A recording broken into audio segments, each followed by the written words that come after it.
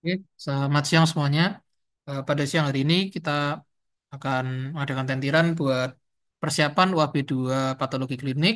Sebelumnya itu kita mulai dengan doa terlebih dahulu ya. Berdoa, dipersilakan.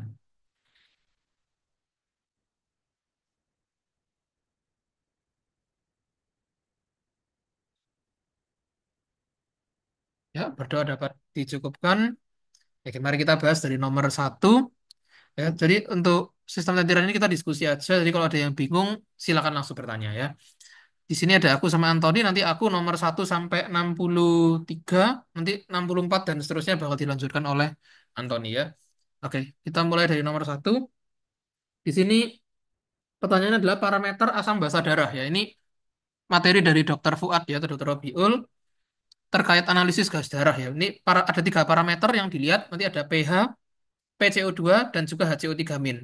Nah, nanti ini soal-soalnya bakal banyak tuh diterapkan, disuruh tentukan ini jenisnya alkalosis atau asidosis, metabolik, respiratorik. Ya. Kalau untuk mengetahui itu kalian mesti tahu aturan pH ini. pH, PCO2 dan HCO3 min. Di sini untuk pH dan pH CO3 min itu sama, prinsipnya sama. Jadi kalau kurang dari mereka akan asam, lebih dari mereka basa. Satu-satunya parameter yang sifatnya kebalikan itu cuma PCO2.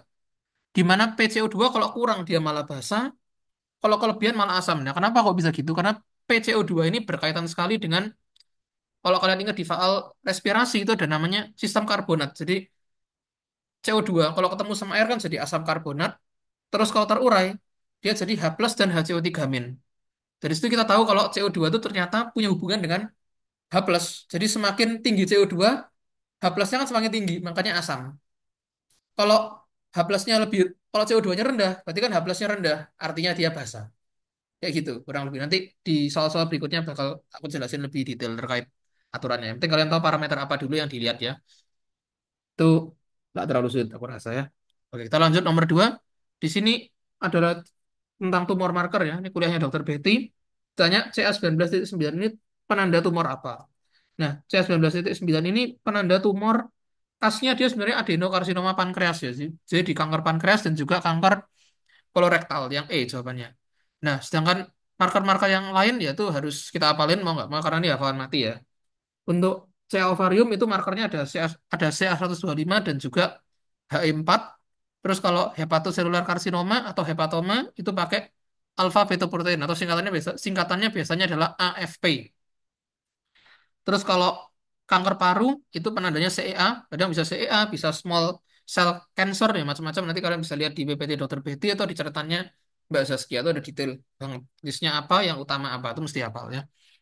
Terus breast cancer itu ada CEA, CA15-3 dan juga BRCA 27-29. Ini nanti untuk detailnya bisa kalian lihat di catatan ataupun di PPT ya. Tapi yang pasti untuk nomor 2 itu jawabannya yang E, CA19-9. Lebih khasnya di CA pankreas. Tapi di CA kolorektal juga ada. Gitu ya kira-kira. Oke lanjut nomor 3. Sini nomor 3 ini terkait urin analisis ya. Kelebihan urin pagi hari. Nah, urin pagi hari itu kelebihannya ada 3. Yang pertama, dia volumenya pasti cenderung lebih homogen, endapannya pasti lebih banyak ya. Endapannya lebih banyak. Kenapa bisa kayak gitu? Karena kalau malam kan kita tahu kalau jarang minum air ya. Orang kalau malam itu kan banyaknya lebih banyak tidur alias jarang minum. Berarti pasti urinnya kan lebih pekat, endapannya lebih banyak juga ya. Dan pH-nya pasti lebih asam. Kenapa? Karena urin itu kan tempat untuk membuang zat sisa metabolisme. Nah, kalau zat sisa metabolisme itu biasanya bersifat asam. Sehingga kalau dibuang di urin, ya sifatnya otomatis lebih asam. Ya. Berarti yang bukan adalah yang A. pH-nya harusnya asam, bukan basa. Ya. Aku lanjutin ke nomor 4. Si nomor 4, diagnosis hepatitis B. Ya. Untuk hepatitis B ada 4, ada 5 yang perlu diperhatikan di sini ya. Yang pertama itu ada HBsAg, terus ada HbAg, anti HbC, IgG dan juga IgM, sama anti HbS. Nah, aku jelasin satu-satu ya di sini. Untuk HbsAg itu simpelnya adalah dia positif saat infeksi. Jadi kalau ada infeksi, HbsAg itu pasti bernilai positif. Yaitu memang antigennya hepatitis B. Ya. Terus kalau HbAg itu adalah antigen ya, adalah suatu parameter antigen yang aktif saat ada replikasi. Biasanya pada HBV yang sifatnya kronis ya. Kalau kronis itu kan pasti virusnya replikasi terus. Nah, ketika bereplikasi itu HbA, HbEAg itu bernilai positif ya. Makanya active replication HbAg-nya positif kalau kalian lihat. Sedangkan kalau kronis tapi eh, virus itu diam-diam aja atau dorman ya HbAg-nya itu negatif. Jadi dengan kata lain HbAg ini adalah penanda terjadinya replikasi ya. Terus kalau IgG dan IgM itu adalah penanda kronis atau akut ya. Kalau hepatitis B kronis itu IgG positif. Kalau hepatitis B akut itu IgM-nya yang positif. Jadi M akut, G kronis. Itu yang mesti kalian pegang ya. Terus terakhir ada anti HBs. Anti HBs ini biasanya akan positif kalau si pasien sudah menerima vaksin. Jadi misalnya kita gini, ya, kecil sudah pernah divaksin HBV. Kalau kita tes HBV, nilai anti HBs itu pasti akan positif. Kenapa? Karena kita sudah divaksin. Ya, ini yang khas juga. Anti HBs lagi itu ketika sudah divaksin dia bernilai positif. Kurang lebih itu untuk parameter. Jadi kalau kita lihat di sini, hepatitis B, HBsAg bisa dilihat ya. Jadi bisa kita cek. Anti HBs itu IgM atau IgG. Bisa kita cek juga. HbAg bisa dicek. Yang nggak bisa kita cek adalah HBV DNA. HBV DNA ini nggak bisa dicek pakai serologi. Kalau DNA ini mau nggak mau harus pakai PCR atau pakai blotting ya. Itu baru DNA bisa. Tapi utamanya lewat PCR ya. Baru bisa kedetek. Kalau yang lain bisa lewat serologi. Kurang lebih gitu ya. Oke, aku lanjutin ke nomor 4. Sorry, nomor 5 di sini ya. Tentang tes antinuklear antibody atau ANA. Ini di bab autoimun juga. Yang menjadi kekurangan yang mana ya? Kekurangannya dari tes ANA itu adalah yang C, yaitu bisa memberikan hasil positif palsu. Malah sebenarnya sering banget ANA ini bisa false positif memang ya. Karena ya alatnya masih kuno ya ANA ini pada dasarnya. Tapi untuk kelebihannya saya dibalik ya. Pertanyaan kelebihannya yang mana? Kelebihannya berarti ANA ini bisa eh, mengecek pola-pola ya. Memang dia dengan sistem pola. Kalau kalian cek di dokter Betty, di PPT dokter Betty untuk autoimun tuh banyak sekali pola yang bisa didetek pakai metode ANA. Terus hasilnya memang berupa antibodi loh, judulnya aja antibodi ya pasti antibodi, betul pasti. Hasilnya berupa titer, betul. Nanti titer itu 1 banding sekian itu loh ya. Maksud itu titer itu pengenceran. Jadi B itu juga betul. Pengelompokannya kalau kalian lihat nanti bisa dilihat dari mitosisnya, dari sitoplasma juga dari nukleus. Nanti di PPT juga ada, bisa kalian cek nanti ya. Oke. Berarti yang bukan yang positif palsu ya. Positif palsu ini kekurangannya. Aman ya, nomor 5. Oh, gitu. Kalau aman, aku lanjut nomor 6 ya. Oke, nomor 6 di sini yang benar terkait kategori anemia. Nah, anemia ini bab pertama ya, babnya dokter Yeti. Kalau mau menilai anemia, yang harus dilihat itu pertama adalah ukuran ya. Ukuran itu kalian lihatnya pakai MCV. Terus kalau bentuk, sorry, bentuk, ukuran pakai MCV. Terus kalau hipokromik atau normokromik, jadi kalau melihat warna, kalian pakai MCH bisa atau MCHC. Jadi sama aja, mean cell hemoglobin atau mean cell hemoglobin concentration. Itu sama aja, itu hemoglobin ya. Nah, sebelumnya gini, kalau misalnya ukuran itu pakai sitik ya, nanti ada sit. Jadi kita parameternya pakai MCV kalau ukurannya. Misalnya kurang dari normal, MCV-nya kurang dari normal, berarti mikrositik. MCV lebih besar dari normal, makrositik.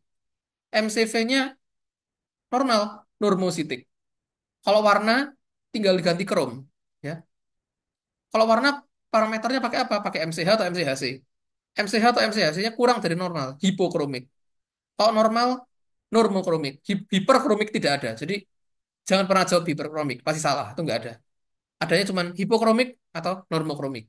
Ya, kita cek satu persatu di sini. Penyebab pertama anemia hipokromik mikrositik. MCV, MCH di bawah normal. Kita cek ya. Hipokromik, MCH-nya di bawah normal. Kan cocok, betul ya. Hipokromik, MCH di bawah normal. Mikrositik, MCV di bawah normal. Cocok, berarti pernyataan satu betul. Kalau satu betul, tiga auto betul. Kita cek ya. Makrositik ditanda MCV di atas normal. Betul. Seperti yang tadi sudah aku sebutkan, MCV dia lebih besar dari normal berarti makrositik. Ya, 1 sama 3 sudah betul. Tinggal kita cek pernyataan nomor 2. Normokromik normositik, MCV, MCHC di rentang normal. Betul. Kok normal ya? Namanya normo-normo. Kalau warnanya normal, normokromik, ukurannya normal, normositik. Udah, satu, dua, tiga, betul ya, aman. Kita cek nomor 4. Anisositosis itu variasi besar. Nah, besar central peller itu salah.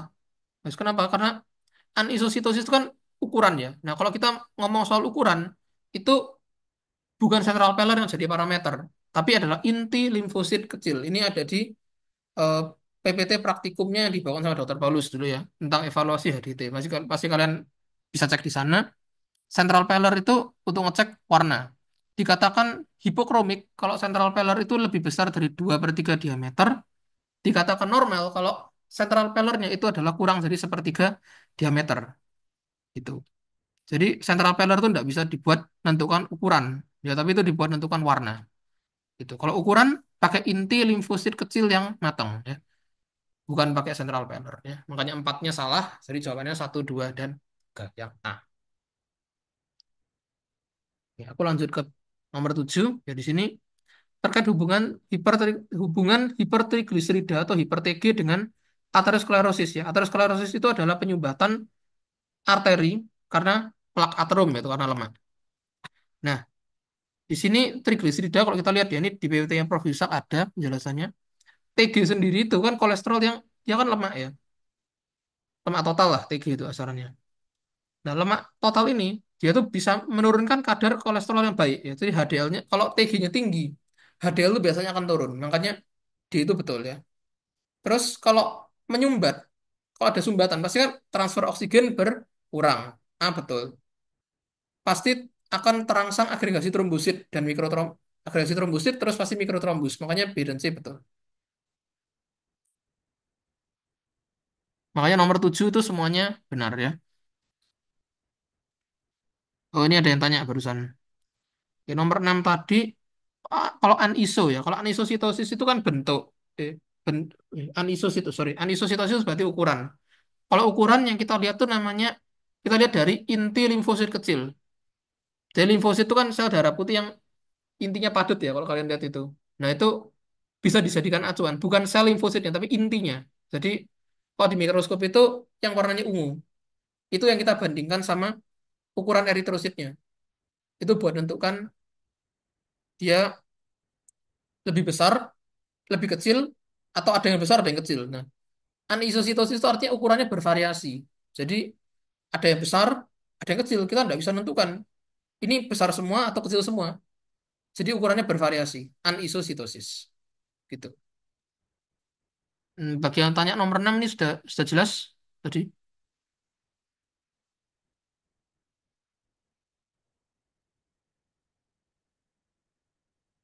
Oke, siap.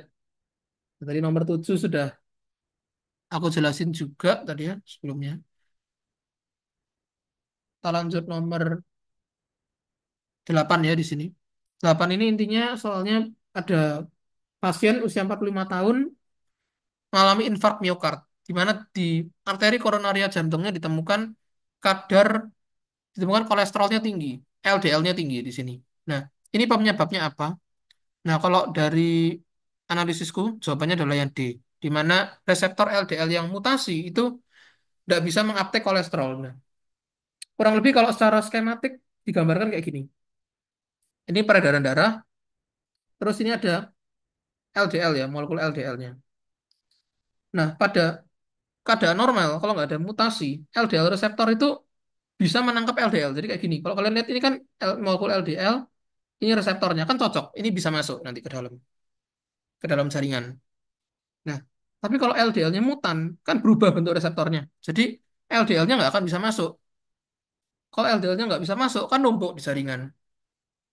Makanya reseptor LDL mutan itu menyebabkan LDL nggak bisa masuk. Jadi di sirkulasi itu bakal numpuk dalam jumlah besar. Itulah yang menyebabkan terjadinya kolesterol. Kolesterolnya banyak. Nanti bisa aterosklerosis. Kalau di otot jantung bisa infark miokard kalau di arteri koronari. Bisa infark miokard yaitu karena arteri koronarianya tersumbat. Aman ya? Nomor 8. Nah, sebenarnya Ini memang agak rancu juga sih, jujur. D sama E, memang ya sempat ada perdebatan juga. Ada yang jawab D, ada yang jawab E. Itu sebenarnya ini hampir hampir hampir sama sih D sama E. Mungkin kalau dari dari soal kemarin aku jawabnya kalau nggak salah yang D sih. Cuman aku tidak tahu betul atau enggak karena di PPT kayaknya itu nggak ada. Jadi mesti agak dianalisis juga. Karena hampir betul. Nanti kalau ada revisi ya tak kasih tahu juga ya. Karena memang D sama E ini membuat buat bingung sih. Aku bisa tanya sama kakekku juga agak bingung ini maksudnya gimana nih D sama E. Karena intinya sama-sama betul. Kalau LDL-nya mutan berarti kan nggak cocok. LDL-nya nggak bisa masuk berarti menumpuk di sirkulasi. Gitu. Aman ya. Nanti emang LDL ini mesti hati-hati nih. Soalnya Prof. Yusak nih nggak hafalan murni tapi agak digabung sama analisis dikit-dikit ya. Nanti kalian kalau mau detail bisa dibuka lagi catatannya dari Prof. Yusak atau dibuka lagi catatannya dari biokimia. Ini biokimia lebih detail penjelasannya tadi terkait LDL LDL itu ya. Oke, kalau gitu aku lanjut dulu nomor 9. Penyebab eksudat. Nah, eksudat itu pengertiannya adalah cairan tubuh yang kadar proteinnya lebih tinggi dari 3 miligram per desiliter menurut tes Rivalta. Atau Rivalta yang positif kalau eksudat. Nah, itu penyebabnya apa aja? Penyebabnya karena bisa karena infeksi, utamanya memang infeksi ya. Tapi trauma, keganasan, peradangan itu bisa menyebabkan eksudasi. Eksudatnya keluar. Nah, kalau eksudat sama transudat itu bedanya apa ya? Kalau eksudat itu kan kadar proteinnya tinggi. Kalau transudat itu kadar proteinnya rendah. Dan penyebabnya pun beda. Kalau eksudat itu biasanya karena peradangan, karena infeksi gitu-gitu. Tapi kalau transudat itu biasanya karena ketidakseimbangan cairan. Misalnya selnya swelling atau ketidakseimbangan tekanan hidrostatik. Ya, sehingga keluar cairan. Nah, itu transudat. Jadi transudat itu lebih karena bukan bukan karena peradangan, tapi lebih karena mekanik kalau transudat. Kalau eksudat itu lebih karena infeksi dan peradangan. Kurang lebih gitu kalau nomor 9. Terus aku lanjut nomor 10. Di sini ada sel morfonuklear. Nah, ini waktu ujian pun aku sebenarnya juga agak bingung. Morfonuklear ini maksudnya gimana? Tapi lah aku menduga morfonuklear ini maksudnya adalah polimorfonuklear mungkin. Karena yang punya nama morfonuklear cuma itu. Jadi aku menduga jawabannya adalah yang D atau neutrofil yang segmen. Karena kalau dari PA misalnya kita belajar sel radang PMN itu berarti kan neutrofil. Dan neutrofil yang dimaksud kemungkinan besar adalah neutrofil yang mateng. Adalah atau neutrofil segmen ya. Kurang lebih gitu, nomor 10. Terus aku lanjut ke nomor 11. Di sini nomor 11 pemeriksaan tiroid ya. Untuk tiroid, pemeriksaan tiroid manakah yang paling sensitif? Kalau berdasarkan PPT yang paling sensitif dan paling spesifik adalah TSH ya. Menurut PPT seperti itu. Jadi kalau ada jawaban yang lain itu nggak cocok pasti kira-kira. Oke, cuman dia nomor 11. Berikutnya aku lanjut ke nomor 12 untuk pengatur HCO3 min itu adalah ginjal ya. Kalau paru-paru itu ngatur CO2. Gampang kalau nomor 12. Terus aku lanjut nomor 13. Di sini tes laboratorium untuk antifosfolipiid syndrome. Ini eh, materinya Dokter Betty pada bab autoimun ya kalau kalian lihat nanti. Di sini untuk antifosfolipid syndrome itu ada 3 marker yang dicek. Yang pertama ada lupus antikoagulan, kedua ada antikardiolipin antibody, terus sama anti-glikoprotein 1 antibody. Ini ada di PPT Dokter Betty sama kalau kalian cek nanti di aku nggak tahu entah di folder atau di folder Mas Nabil atau siapa itu ada catatannya Mbak Zaskia khusus tentang marker autoimun itu bisa kalian cek nanti ketemunya 3 itu ya. Ada lupus antikoagulan, antikardiolipin antibody, dan juga anti-glikoprotein 1 antibody. 3 itu adalah marker dari antifosfolipiid syndrome. Jadi yang bukan ya anti rheumatoid sama ANA. Kalau anti rheumatoid antibody itu biasanya buat ngecek rheumatoid arthritis, Sjögren syndrome itu pakai yang anti rheumatoid. Kalau ANA ini biasanya digunakan untuk ngecek yang golongannya SLE misalnya ya. Terus Sjorgen syndrome, ANA juga bisa ya. Nanti kalian bisa cek sendiri dan kalian bisa review lagi ya karena anti marker autoimun ini juga hafalan soalnya sama seperti marker tumor ya. Nah, berikutnya nomor 14 terkait COVID-19 ya. Pemeriksaan yang bukan indikasi untuk pemeriksaan antibodi itu yang mana? Di sini kalau kita lihat dari PPT Prof. Aryati, tes antibodi itu digunakan untuk diagnosis, surveillance, ngecek plasma konvalesen ataupun hasil vaksinasi. Berarti yang bukan yang mana? Kalau kita lihat yang bukan, itu di yang A ya. Diagnosis 2 kali negatif pada suspek. Nah, sebenarnya kalau aku memahami dari penjelasannya Prof. Aryati, jadi diagnosis ini 2 kali ini maksudnya bukan 2 kali, 2 kali negatif itu pada orang yang sudah pernah kena, sih itu gitu, bukan pada suspek. Ya, kalau suspek nggak bisa kita pertimbangkan, itu harus pada orang yang 2 kali negatif pada orang yang sudah pernah kena COVID, kita cek antibodinya, gitu. Kalau surveillance itu kan memang sesuai ya. Screening ini kalau aku duga itu mungkin sesuai, mungkin mirip atau bagian daripada diagnosis ya. Makanya ya aku ataupun Kating menganggap screening ini benar. Itu kok yang lain ya pasti benar ya. Screening ini mungkin adalah bagian dari diagnosis, makanya tidak disalahkan ya. Gitu. Jadi intinya yang menyebabkan salah pada statement A ini adalah pada suspek ini. Kalau 2 kali negatifnya betul, yang salah pada suspeknya. Ya, seharusnya 2 kali negatif pada yang sudah pernah kena. Mestinya kayak gitu. Oke, aku lanjut nomor 15 ya. HbA1c rendah palsu. Nah, rendah palsu itu kenapa? Karena perombakan eritrosit yang cepat.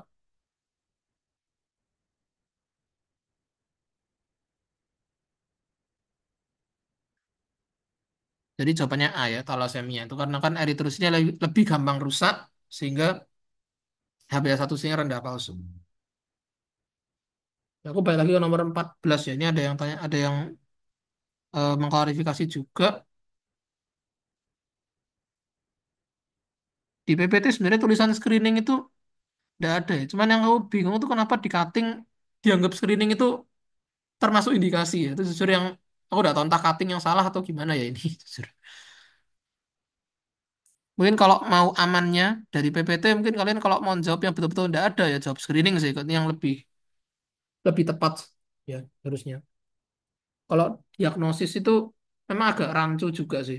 Tapi lah kalau yang cari aman ya, kalau kalian misalnya mau cari amannya betul-betul nggak ada dari indikasinya ya screening, karena screening itu sendiri kita nggak tahu termasuk yang mana ya,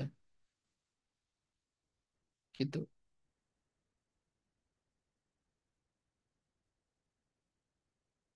Nah kalau screening sendiri, nah ini barusan di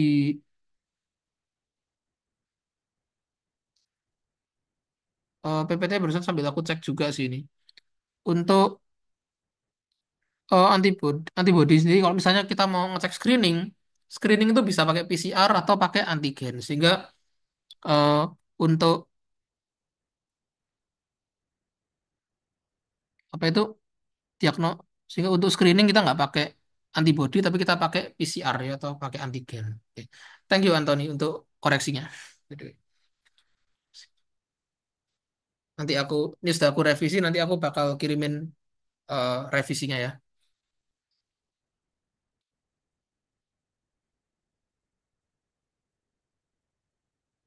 Oke, aku lanjut ke nomor 15 tadi sudah aku sebutin ya. Kalau HbA1c rendah palsu itu karena perombaan eritrosit yang lebih cepat.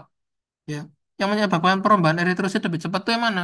Ya talasemia, karena talasemia itu adalah gangguan pada rantai globin. Jadi eritrositnya gampang jebol. Kalau gampang jebol, otomatis umurnya lebih pendek. HbA1c-nya pasti rendah, palsu. Gitu. Jadi yang A, talasemia. Kalau yang pilihan yang lain, splenektomi, intoxikasi alkohol, dan yang lain itu mengganggu perombakan eritrosit. Ya fungsi perombakannya kan terganggu gitu loh. Jadi umur eritrositnya lebih panjang. Akibatnya HbA1c-nya ya, ya tinggi palsu karena eritrositnya banyak. Gitu kira-kira. Kalau lanjut nomor 16 ya. Di sini kelemahan kreatinin untuk menggambarkan laju filtrasi glomerular ya, atau GFR. Nah, kelemahannya adalah sekresi di tubulusnya itu lebih sedikit. Ya, sekresi di tubulus sedikit itu adalah kelemahannya. Kalau seandainya besok dibalik ditanya kelebihannya apa? Kelebihannya ada dua. Yang pertama, dia difiltrasi secara bebas sama tidak ada di reabsorpsi sama tubulus sehingga di urin itu bisa utuh kita lihat serumnya ya kayak gitu. Lanjut nomor 17.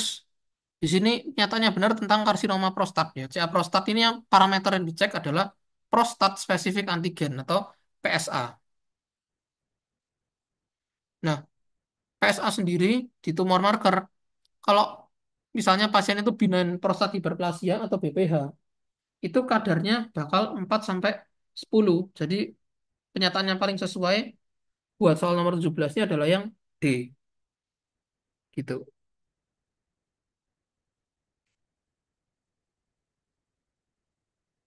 Kita lanjut nomor 18 ya.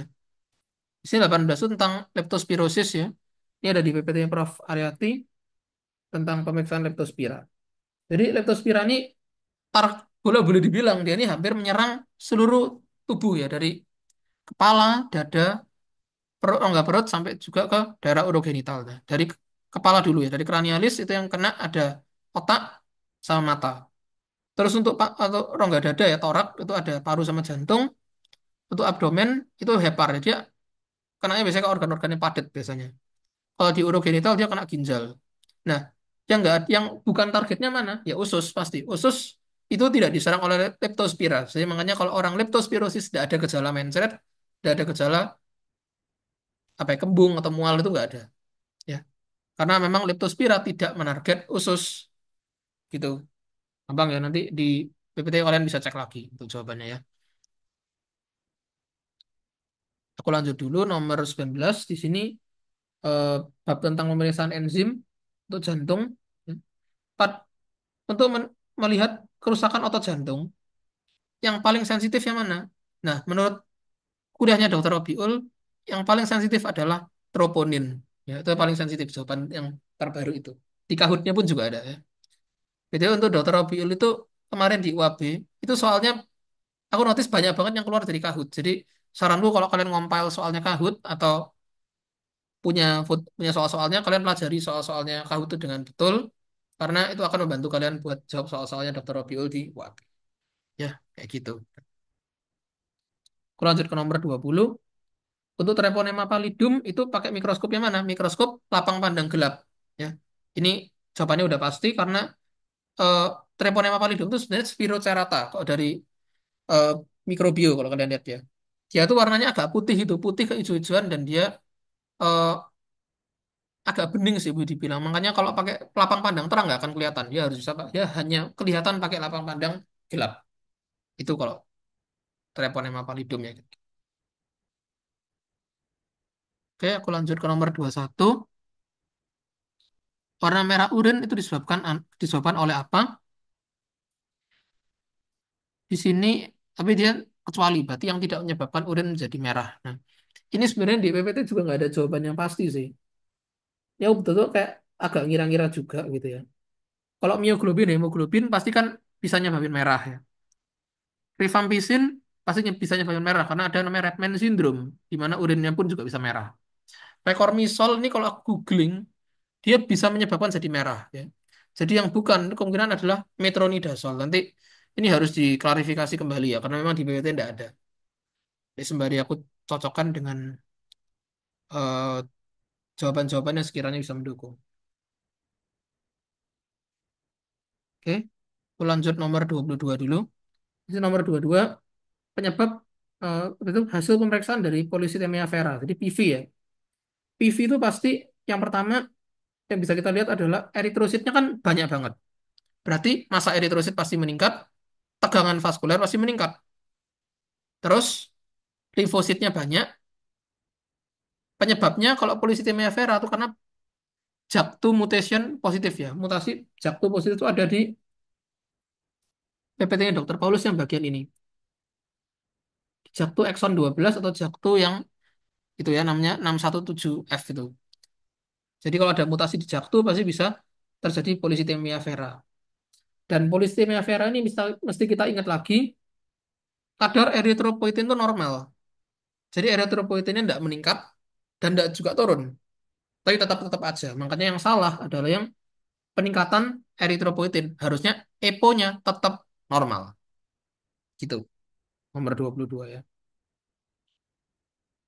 Ya, berikutnya nomor 23. Di sini reverse algorithm test. Ini PPT-nya Prof. Yusak ada ya. Jadi kalau reverse algorithm itu kita melakukannya dari yang treponema terlebih dahulu. Bedakan dengan forward.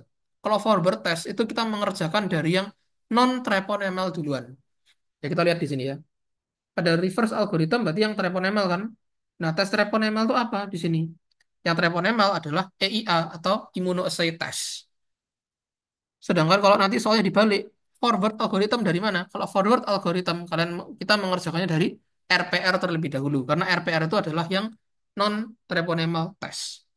Gitu. Jadi kalau aku simpulkan kembali, untuk forward algorithm kita mulai dari non treponemal terlebih dahulu.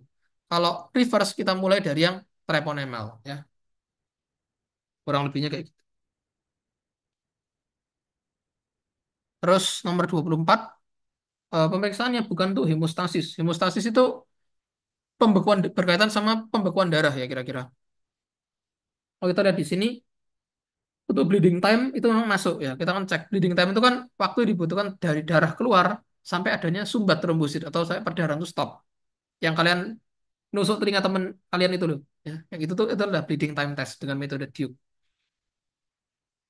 Terus kalau APTT sama PTT ini untuk mengevaluasi jalur intrinsik.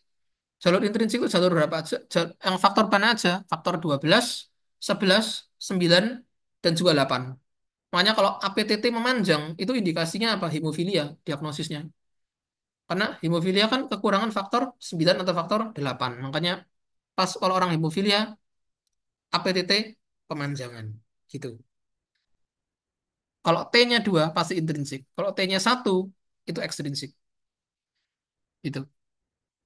Terus jumlah trombosit itu pasti tes untuk hemostasis. Karena kalau trombosit kurang dari normal, berarti bleeding. Kalau lebih dari normal, berarti trombus. Ya. Jadi itu bisa dicek juga. Jadi yang bukan adalah D-dimer. D-dimer ini produk dari fibrinolisis dan dia tidak pernah diukur untuk masalah hemostasis.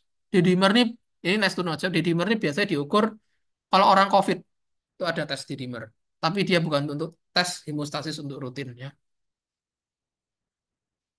Aman ya, aku rasa 24. Lanjut ke nomor 25. Isinya metode IV itu diukur pada tekanan berapa. Nah, metode IV sendiri ini ada di PPT. Tensimeternya dipasang pada tekanan 40 mm raksa ya. Jangan kebalik sama rampelit. Kalau tes rampelit itu dipasang di 100 ya. Jangan terbalik. Jadi kalau rampelit dipasang di 100, metode IV dipasang di 40. Jangan sampai kebalik. Karena aku sempat kebalik. Jadi kalian harus, tapi kalian harus apalin salah satu aja supaya tidak terbalik ya. Gitu. Untuk tes IV sendiri nilai normalnya tuh 2 sampai 6 menit. Ini saya ditanya harus tahu juga ya. Mungkin kan aku nggak tahu soal UAP 1 dan UAP 2 itu 100% sama atau enggak. Barangkali diputar-putar dikit mesti tahu ya. Itu. Oke. Berikutnya aku lanjut ke nomor 26. Yang manakah yang menunjukkan acute kidney injury. Nah, untuk menjawab soal ini kita mesti tahu apa saja kriteria dari gagal ginjal akut ya. Gagal ginjal akut itu yang pertama ada penurunan fungsi ginjal pada durasi 48 jam. Nah, ini salah. Untuk 72 kan salah. Harusnya 48 ya. Terus kad- serum kreatinin itu apapun kalau dalam kerusakan ginjal, serum kreatinin itu pasti meningkat. Jadi kalau serum kreatinin menurun itu pasti salah jawabannya. Gitu. Jadi yang B itu salah. Yang bersih serum kreatinin meningkat. Terus yang C, produksi urin harusnya menurun. Kurang dari 0,5 dalam lebih dari 6 jam. Terus yang E, terus yang D ini sebenarnya harusnya 0,3 ya, itu bukan 3. Jadi serum kreatinin itu harusnya meningkat 0,3 miligram per desiliter atau lebih dari setengah atau 1,5 kali normalnya. Ya. Jadi jawabannya yang D itu yang paling betul di antara yang lain. Nah, untuk syarat gagal ginjal ini memang harus dihafalin peningkatannya angka-angkanya berapa aja. Ya supaya bisa menjawab soalnya. Oke. Kalau lanjut ke nomor 27 di sini ya. Katarak itu bisa terjadi di penyakit apa? Di sini pada penyakit HSV dan rubella. Kalau kalian cek di BPT pada HSV itu pada mata kalian ada gejala katarak di sini ya. Terus kalau di rubella itu juga ada katarak juga. Makanya jawabannya HSV dan rubella gitu. Nah, mungkin untuk pemeriksaan TORCH ini yang perlu dihafalkan mungkin adalah gejala-gejala yang khas. Yang nama-namanya aneh ya, maksudnya gitu. Misalnya pada rubella ini ada namanya blueberry muffin skin. Nah, ini kalian mesti tahu. Kadang-kadang bisa ditanya itu. Atau misalnya di sifilis ada apa ya, Huntington teeth ya itu deh pokoknya. Huntington teeth itu giginya seperti gerowak gitu ya. Apa ya gerowak ya giginya itu jadi nggak utuh. Ya itu juga khas dari sifilis. Ada yang ditanya kalian juga mesti tahu. Jadi TORCH ini intinya kalian hafalin gejala-gejala yang biasanya namanya khas atau gejala-gejala apa yang sama ya gitu.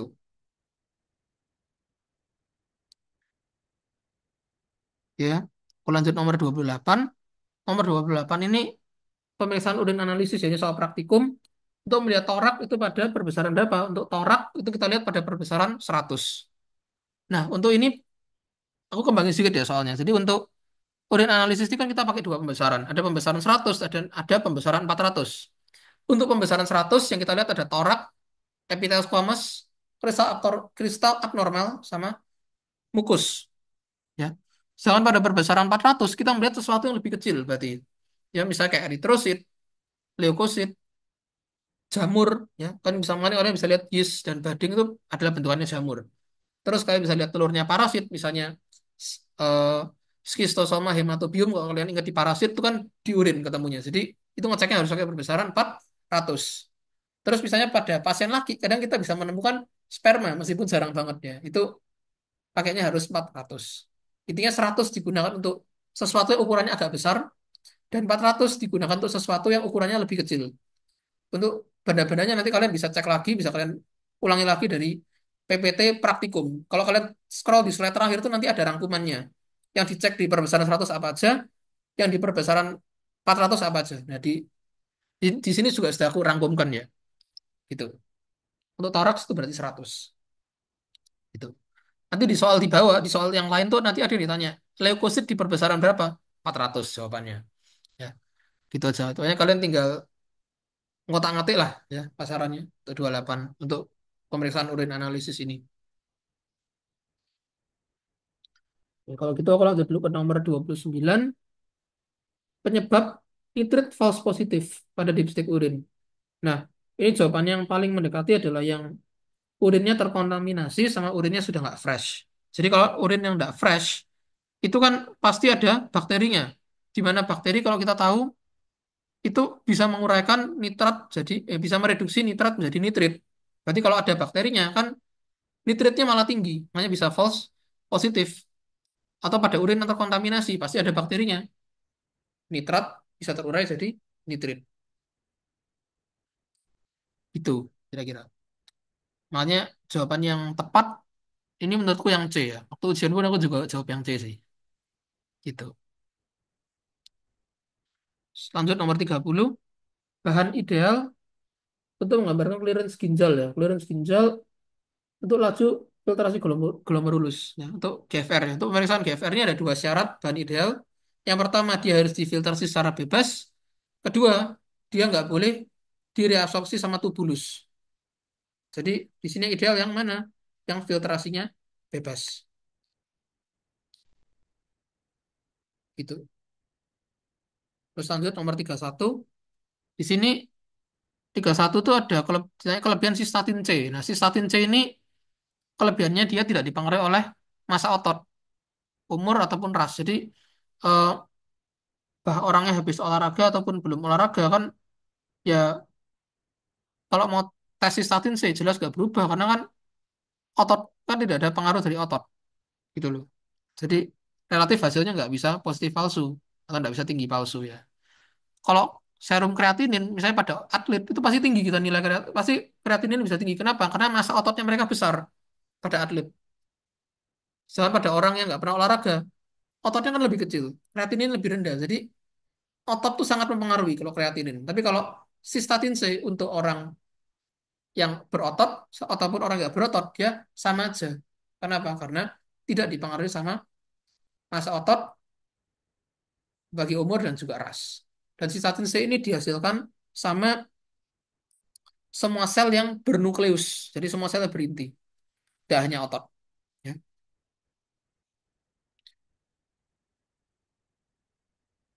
Ya, lanjut ke nomor 32. Ya, di sini warisan golongan darah ya. Pada golongan darah ABO, golongan darah AB. Nah, ini pilihannya nggak lengkap ya. Tapi aku kasih dalam reverse ataupun forward ya. Misalnya pada tes forward, AB itu berarti anti A aglutinasi, anti B aglutinasi juga, anti AB aglutinasi. Ya, itu untuk forward. Ya, kalau sedangkan untuk reverse itu mestinya anti A dan anti A sama anti B mestinya bernilai negatif ya. Anti A sama anti B negatif. Dan anti O-nya juga negatif. Jadi kalau eh, golongan darah AB pada reverse itu dia negatif semua. Jadi makanya golongan darah AB ini namanya resipien universal atau golongan darah yang bisa menerima donor manapun. Mau dikasih A, aman. Dikasih B, aman. Dikasih O, juga aman. Lalu dia tidak punya anti A, tidak punya anti B, juga tidak punya anti O. Gitu.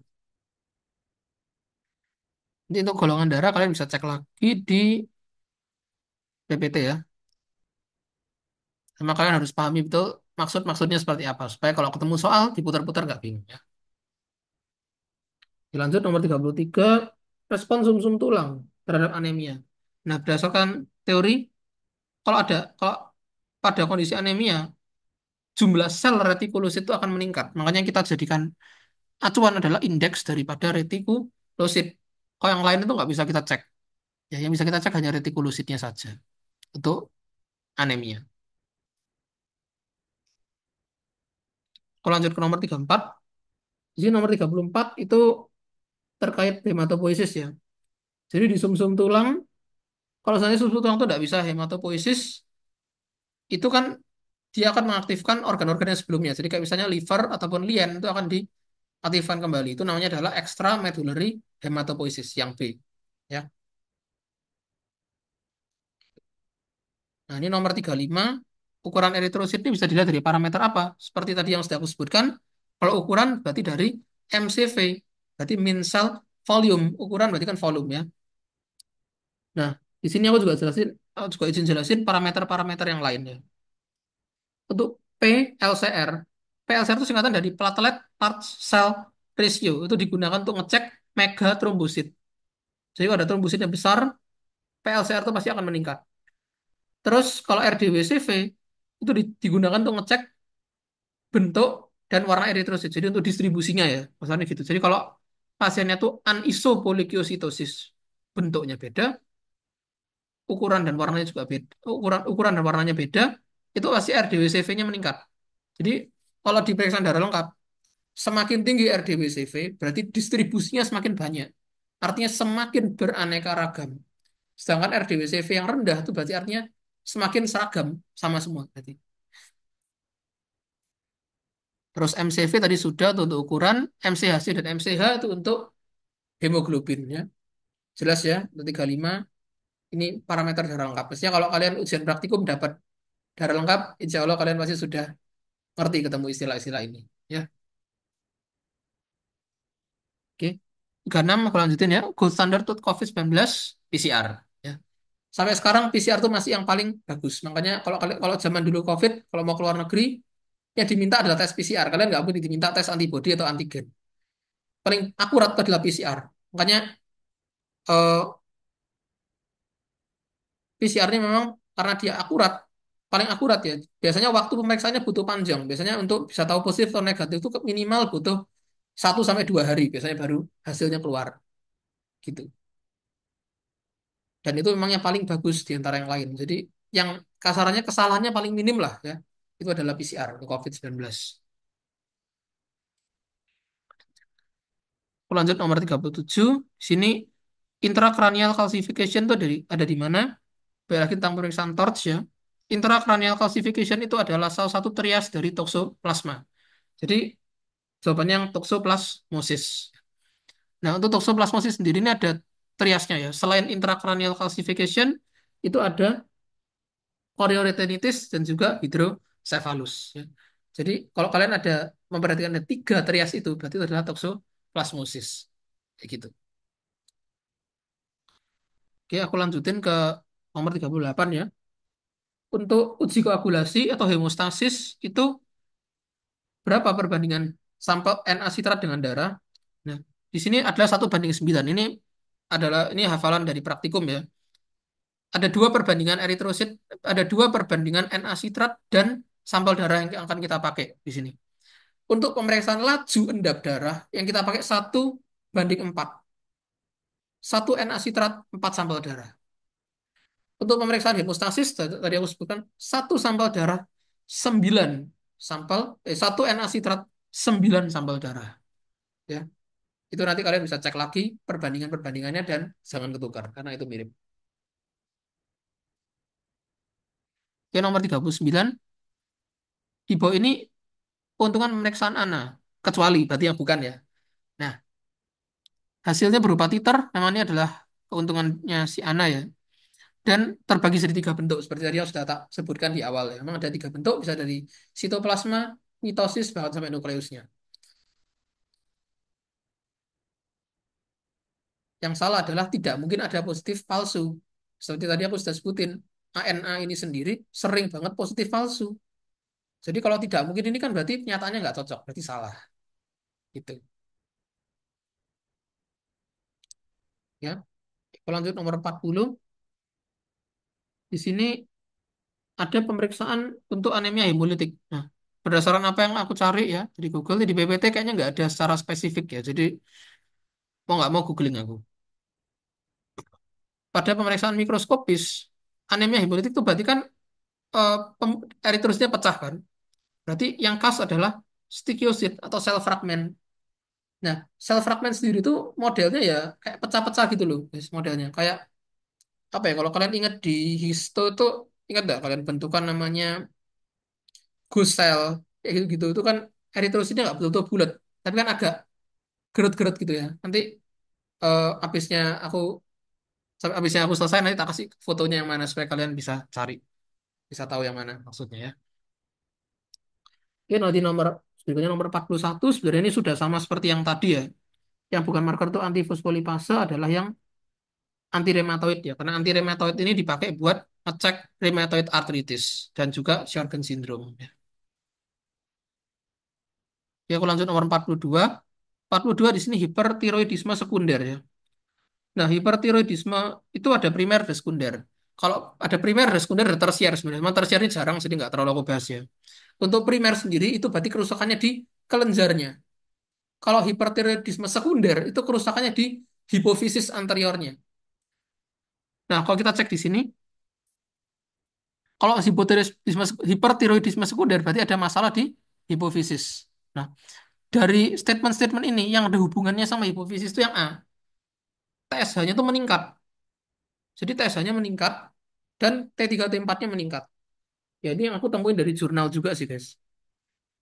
Jadi untuk hipertiroidisme yang sekunder itu, dari prinsipnya untuk primer dan sekunder itu T3 dan T4 sama-sama naik, baik primer ataupun sekunder. Yang kalau untuk yang menentukan adalah TSH-nya sekarang. Tadi aku sudah sebut T3 T4 sama-sama naik. Nah, yang membedakan primer dengan sekunder itu adalah kadar TSH-nya. Untuk yang primer, TSH-nya itu menurun. TSH-nya turun, tapi T3 T4-nya tinggi. Berarti kan kerusakannya di kelenjarnya. Sedangkan pada yang sekunder, tadi aku bilang kerusakannya di hipofisis. T3 T4-nya naik karena TSH-nya itu naik. TSH-nya itu meningkat. Berarti kan ada masalah di hipofisis anteriornya ya. Jadi gitu aja mikirnya. Ada satu jenis lagi ya, yaitu hipertiroid subklinis. Kalau subklinis itu TSH-nya turun tapi T3 T4-nya baik-baik aja gitu. Jadi ya subklinis itu artinya belum kelihatan hipertiroid lah, maksudnya gitu. Ya. Ya 42 jelas ya. Ada yang mau ditanya nggak? Soalnya 42 ini sering menjebak dan sering banyak orang salah. Jelas semuanya? Kalau jelas baru aku lanjutin.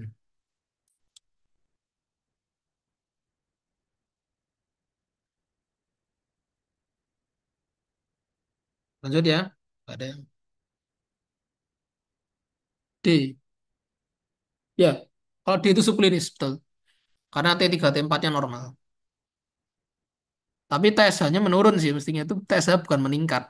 TSH-nya menurun mestinya kalau dibilang subklinis.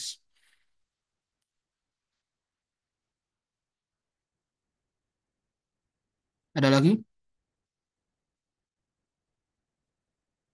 Jadi D tadi itu bukan subklinis itu salah itu nggak ada datanya kalau kayak D terus E itu nggak ada datanya. Yang ada ya yang ada di sini cuma yang A doang ya. A sama B. Ya. Kalau TSH-nya menurun kalau TSH-nya misalnya menurun tadi yang kayak C ini ya, TSH-nya turun, T3 T4-nya naik itu berarti hipertiroidisme yang primer. Kalau kayak C itu. Hipertiroidisme. Ya. Tinggal kalian tadi sesuaikan sama soalnya. Kalau sekunder, TSH-nya meningkat. Kalau primer, justru TSH-nya malah menurun. Kalau untuk T3 T4-nya, baik primer maupun sekunder, sama-sama meningkat. Nanti untuk detailnya aku kasih eh, referensi yang enak ya, yang aku baca sebelum ujian dulu. Ya, kalau gitu aku lanjut dulu ke nomor 43. Di sini yang bukan penyusun matriks ekstraseluler dari subendotel pembuluh darah yang mana? Kalau kita lihat dari skema ini, fibrinogen sama fibronectin ini termasuk ya. Jadi C itu betul. Von Willebrand itu juga dari pembuluh darah. Jadi betul ya. Elastin kolagen pasti dari pembuluh darah. Jadi yang bukan adalah trombospondin. Trombospondin itu bukan dari pembuluh darah. Melainkan itu dari trombositnya.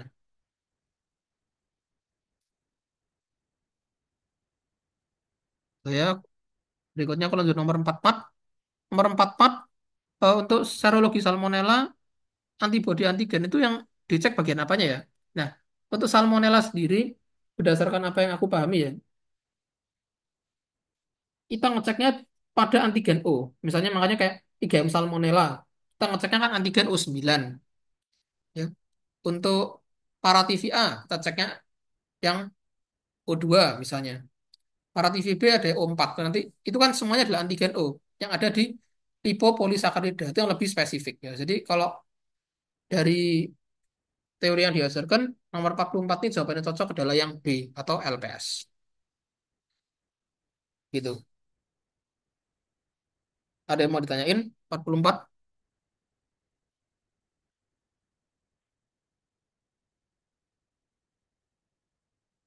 Kalau memang belum ada, aku lanjutin dulu ke nomor 45 ya. Di sini bentuk transudat. Nah, transudat tadi seperti yang udah sebut, dia kadar proteinnya lebih rendah. Berarti warnanya dia putih jernih.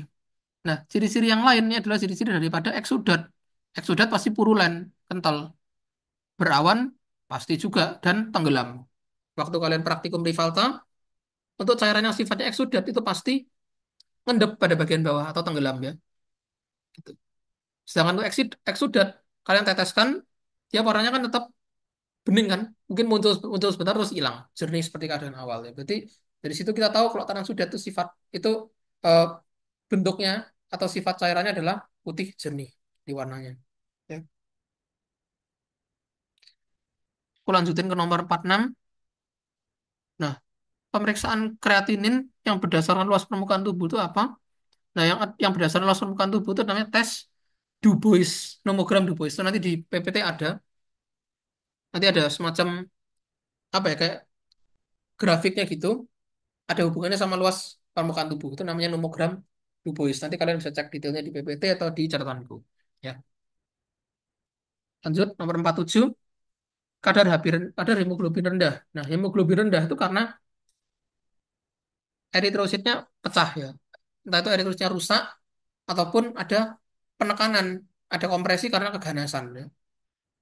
Nah, di sini yang menyebabkan HB rendah itu adalah talasemia sama leukemia. Nah, talasemia tadi yang sudah aku sebutin itu karena rantai globinnya nggak sempurna, berarti eritrositnya gampang jebol, HB-nya masih rendah. Nah, kalau leukemia itu kan keganasan. Nah, kalau sel-sel ganas itu biasanya menekan sel yang normal, otomatis jumlah eritrositnya tertekan kan. Kalau jumlah eritrositnya tertekan, HB-nya pasti juga akan tertekan, makanya rendah. Makanya satu dan tiga jawabannya. Nah, sedangkan kalau di sini 2 dan 4 dehidrasi dan polisitemia vera ini menyebabkan kadar HB malah tinggi. Polisitemia vera jelas ya kan pasti tinggi. Nah, dehidrasi ini menyebabkan HB tinggi juga. Kenapa? Karena kalau cairannya kurang, berarti kan selnya lebih banyak. Makanya kadar HB-nya lebih tinggi. Kurang lebih kayak gitu. Aku lanjut ke nomor 48. Di sini untuk TERK ya. Ini gambar ini ada ini hafalan dari praktikum ya. Kalau larutan TERK ini digunakan untuk mengencerkan leukosit. Jadi TERK leukosit. Kalau eritrosit pakai apa? Eritrosit pakai HAM ya. Kalau trombosit kita pakai Risch-Ecker. Kalau retikulosit kita pakai Brilliant Calcium Blue dengan perbandingan 1:1 atau 2:1 ya. Nanti kalian bisa cek sendiri di PPT detailnya. Karena keterbatasan waktu, jadi aku tidak bisa jelaskan terlalu panjang. 49, proses fibrinolisis. Fibrinolisis ini pemecahan fibrin ya. Itu karena faktor plasmin penyebabnya. Jadi pasti plasminogennya harus diaktifkan dulu menjadi plasmin. Makanya satu betul, dua betul. Terus ada PAI. PAI itu adalah plasmin aktivator inhibitor. Misalnya plasmin itu sudah terbentuk, pasti dia harus dihambat. Karena kalau dia nggak dihambat tuh bakal menyebabkan bleeding dalam jumlah besar. Kalau fibrolisisnya terlalu kuat.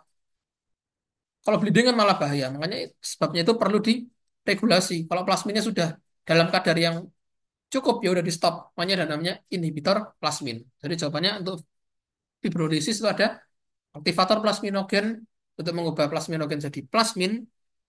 Terus juga kalau sudah cukup ada inhibitor plasmin ya. Jawabannya satu, dua, dan juga tiga. Untuk prostasi klinis bukan. Prostasi klinis adalah antikoagulan. Dia tidak berhubungan sama proses fibrinolisis ya. Kayak gitu. Oke, kalau lanjut nomor 50 di sini pemicu dari koagulasi darah. Nah, kalau ada luka pada endotel pembuluh darah yang bisa menyebabkan koagulasi itu karena ada aktivasi dengan kolagen, bukan hanya vasokonstriksi. Nah, vasokonstriksi itu cuma menyempitkan aja supaya aliran darahnya nggak kenceng. Karena kalau ada cedera, terus aliran darahnya kenceng, berarti kan darahnya bisa keluar, gitu kan? Supaya darahnya nggak keluar, biar kita kecilkan pembuluh darah, dikecilkan diameternya supaya aliran darahnya lebih lambat. Dan dengan aliran darah yang lambat tadi, ada kontak dengan kolagen dan terjadilah kaskade koagulasi. Itu kira-kira.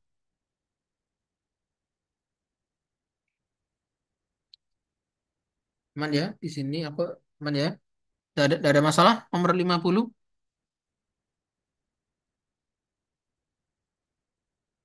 Kalau nggak ada masalah, aku lanjut ya. Di sini nomor 51, ini soal tentang pemeriksaan golongan darah ya. Dengan metode forward grouping. Nah, kalau forward grouping ini enaknya gampang. Kita nggak perlu terlalu banyak mikir ya. Begitu aglutinasi di mana ya golongan darahnya pasti itu. Ya, kayak soal gini. Misalnya soal ini aglutinasi positif pada anti A, anti B, anti AB. Ada A-nya, ada B-nya, ada AB. Berarti dia golongan darah AB. Nah, untuk detailnya mungkin golongan darah ini kalian bisa pelajari dari tabel ya. Tabel yang ada di PPT itu bisa kalian hafalkan juga. Dan kalian pahami kenapa bisa seperti itu. Nanti soalnya diputar-putar, kalian bisa jawab ya. Itu kira-kira. 51. Berikutnya 52. Ya, cross match mayor. Cross match mayor ini itu adalah tes silang antara serum pasien dan donor. Serum pasiennya dua, serum donor sel serum pasiennya dua, sel donornya satu. Perbandingannya kayak gitu. Jadi kita bisa eliminasi dulu yang lainnya nggak cocok ya. Di sini Kalau sel sama sel itu salah. Serum sama serum juga salah. Makanya B sama C bisa kita eliminasi. Terus kita tinggal cocokkan aja antigen sama antibodi reaksinya gimana. Kayak gitu. Kalau kita cek di sini, eh, serum RBC donor golongan darah A, berarti ada antigen A. Sedangkan di golongan darah B, di serum pasti ada anti A. Nah, antigen sama anti A itu pasti positif hasilnya. Kita bandingkan sama yang D. Kalau serum sama serum donor, ya, kalau serum sama resipiennya itu sama, itu biasanya negatif. Karena kan tidak ada penolakan dari tubuh ya. Aku sebelumnya waktu ujian ya aku mikirnya gitu juga sih. Kalau misalnya di cross match golongan darahnya beda ya antara serum dan juga donor itu biasanya positif. Kalau dia sama, serumnya apa, donornya serumnya apa, sel donornya apa, itu sama biasanya negatif karena antigen antibodinya nggak ketemu. Itu kira-kira. Makanya 52 itu yang A.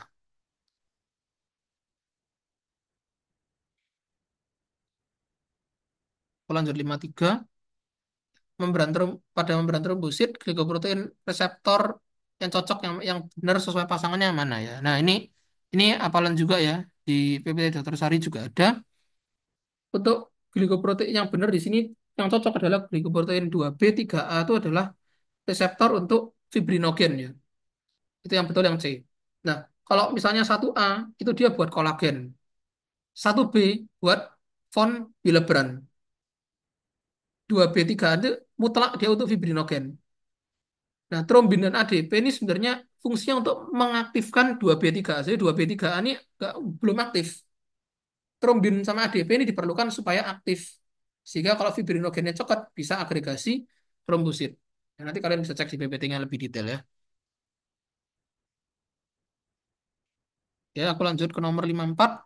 Di sini yang bukan uji pratransfusi yang mana? Nah, uji pratransfusi itu ada tiga yang dicek. Yang pertama ada golongan darah, baik itu ABO, baik itu ABO, dan ABO dan resus secara metode forward dan juga reverse.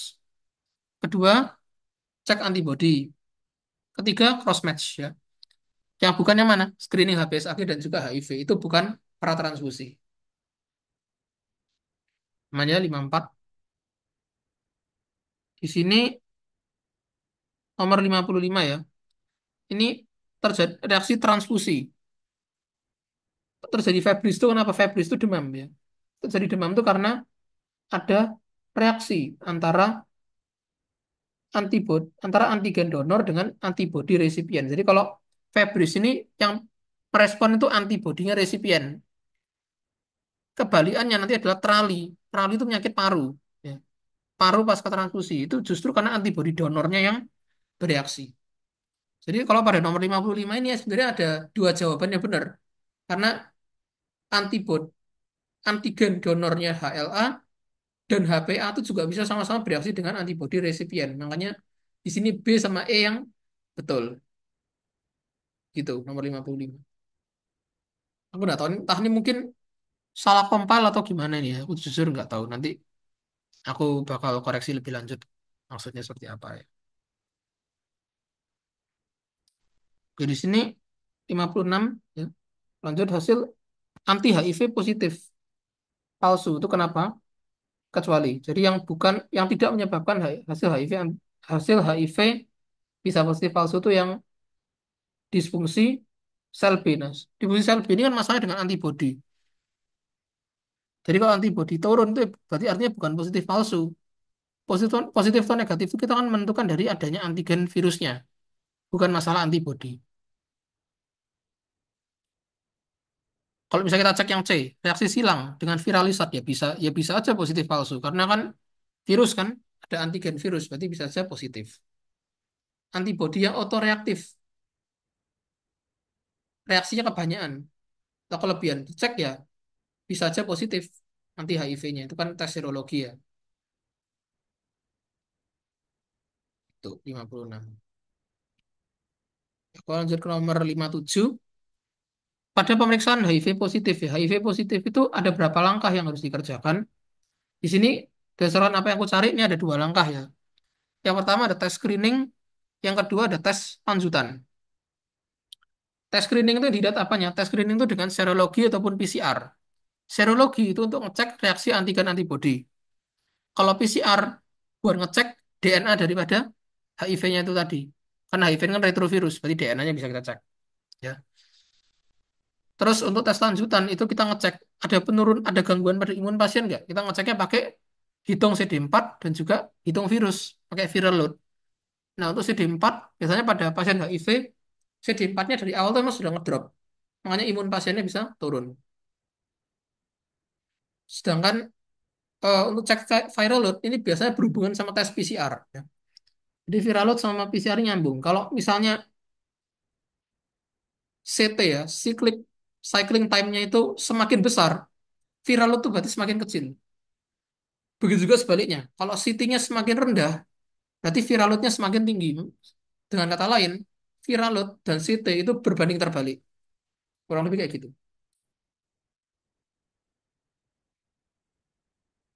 Terus aku lanjut nomor 58. Sini HBsAg positif ya. HBsAg udah jelas punya hepatitis B. Makanya jawab aja langsung yang B. Itu.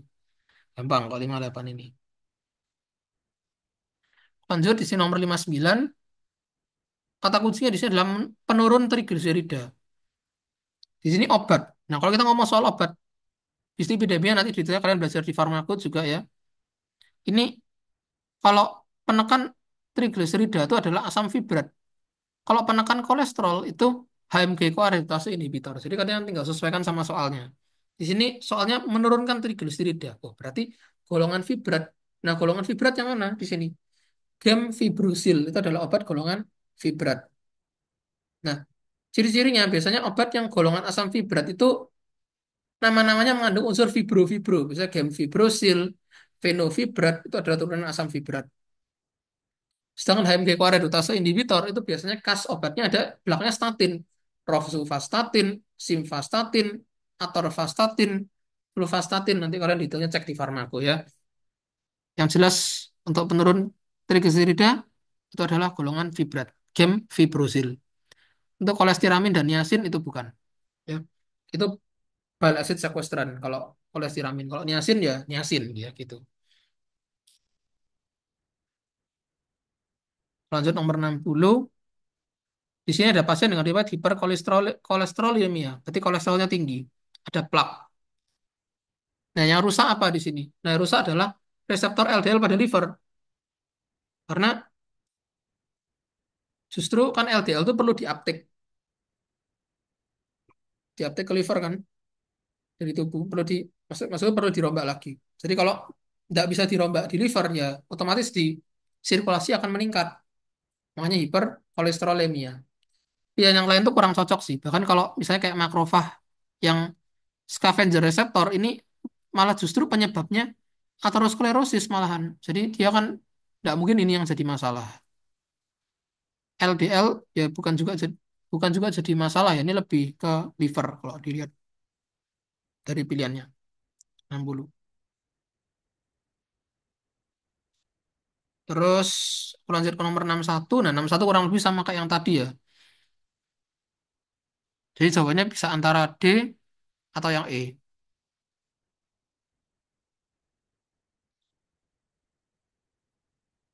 Lebih tepatnya memang rusaknya tuh kalau kolesterolnya nggak bisa masuk tuh biasanya emang di reseptornya sih yang rusak biasanya.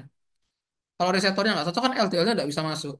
Tapi kalau LDL mutan itu mestinya nggak terlalu berhubungan karena biasanya mutan ya reseptornya, bukan molekulnya biasanya. Gitu.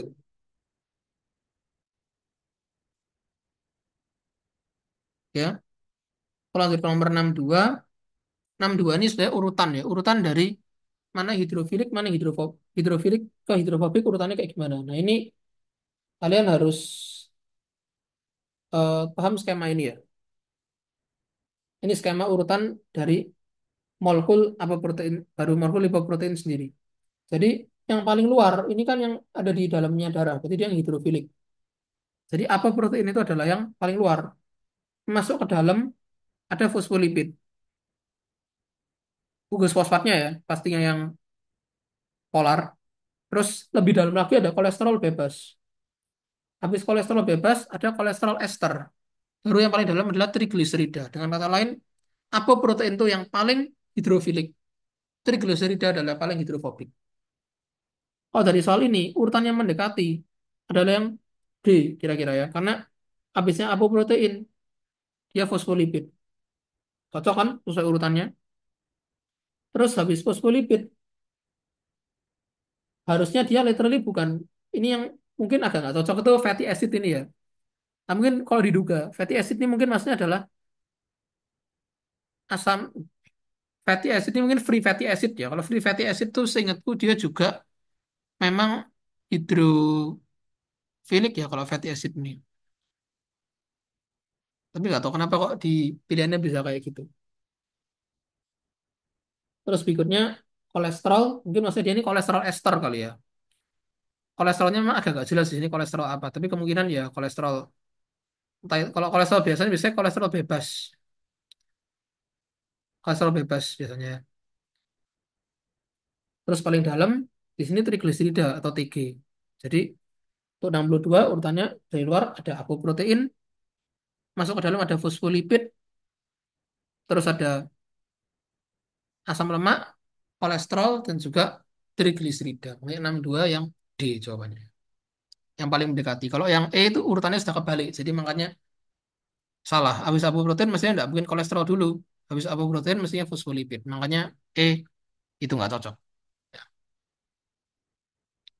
Yang paling mendekati yang D sih. Kalau A, B, C itu sudah pasti salah semua. Karena bukan apoprotein yang pertama. Aku lanjut soal terakhir dari bagianku. Di sini un, ada bilirubin conjugated ya. Ini terkait fungsi liver. Ya. Di sini kalau terkait unconjugated ataupun conjugated kan mesti ingat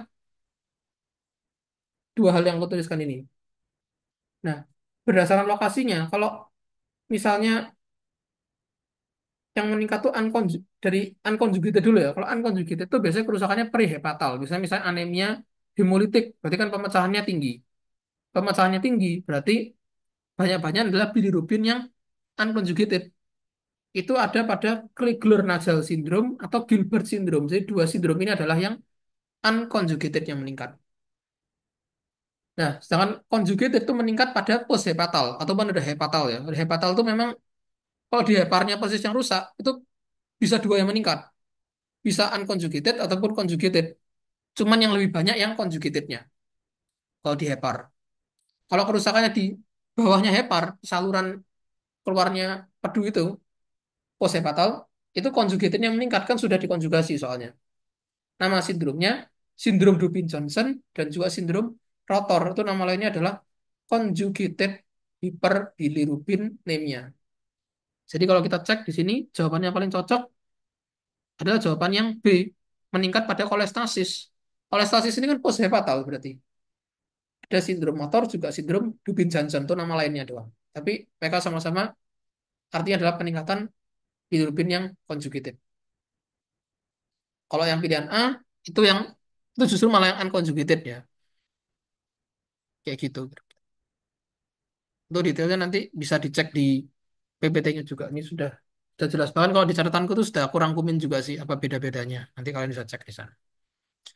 Oke, mungkin ini yang bagianku ya untuk 1 sampai 63. Kalau ada yang mau ditanyakan, silakan. Atau mau dilanjut ke Anthony dulu? Gimana?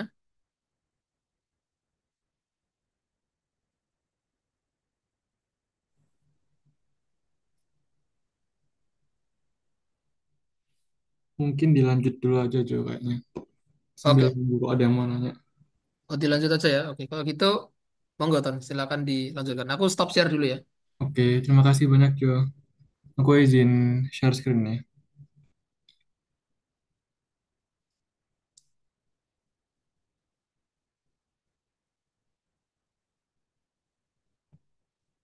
Oke, jadi mungkin sebelumnya em, perkenalkan aku Antoni dari kelas B1.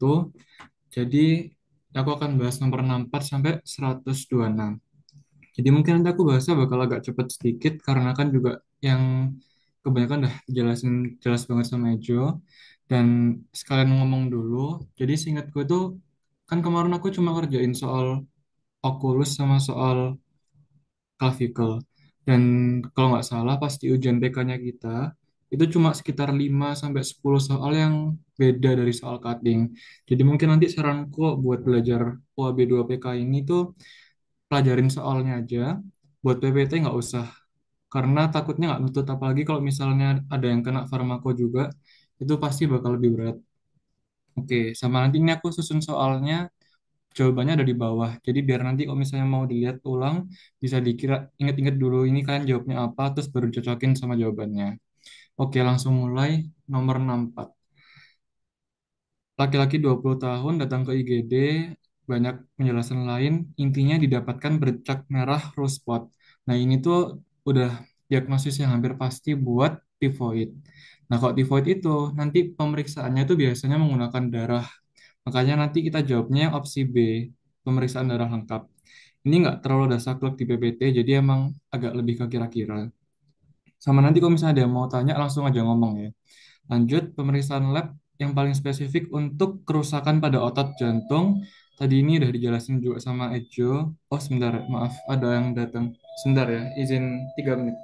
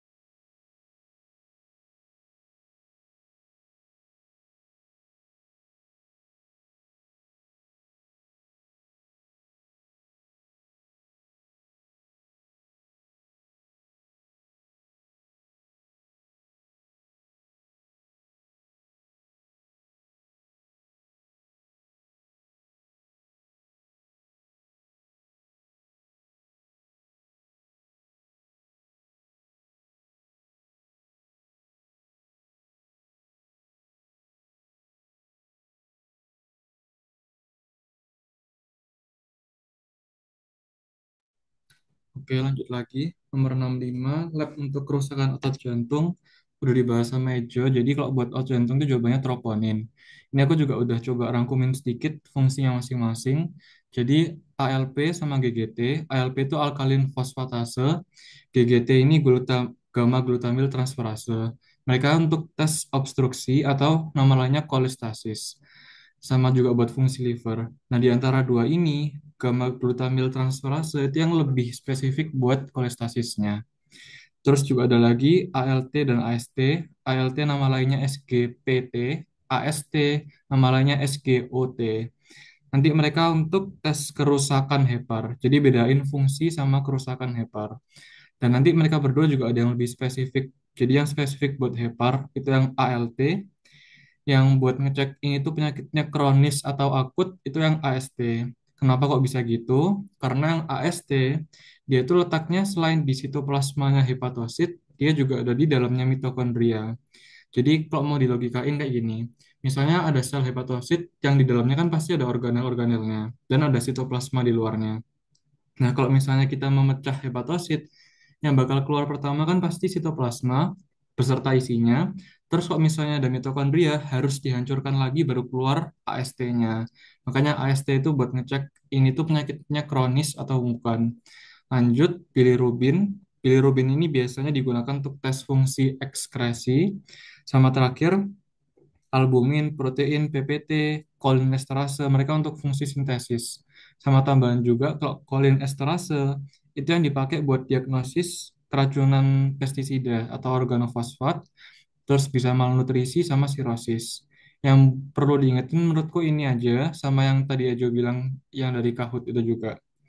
Lanjut, nomor 66, lab paling spesifik kerusakan pankreas. Jadi kalau buat kerusakan pankreas ini, itu ada dua sebenarnya kan, amilase sama lipase.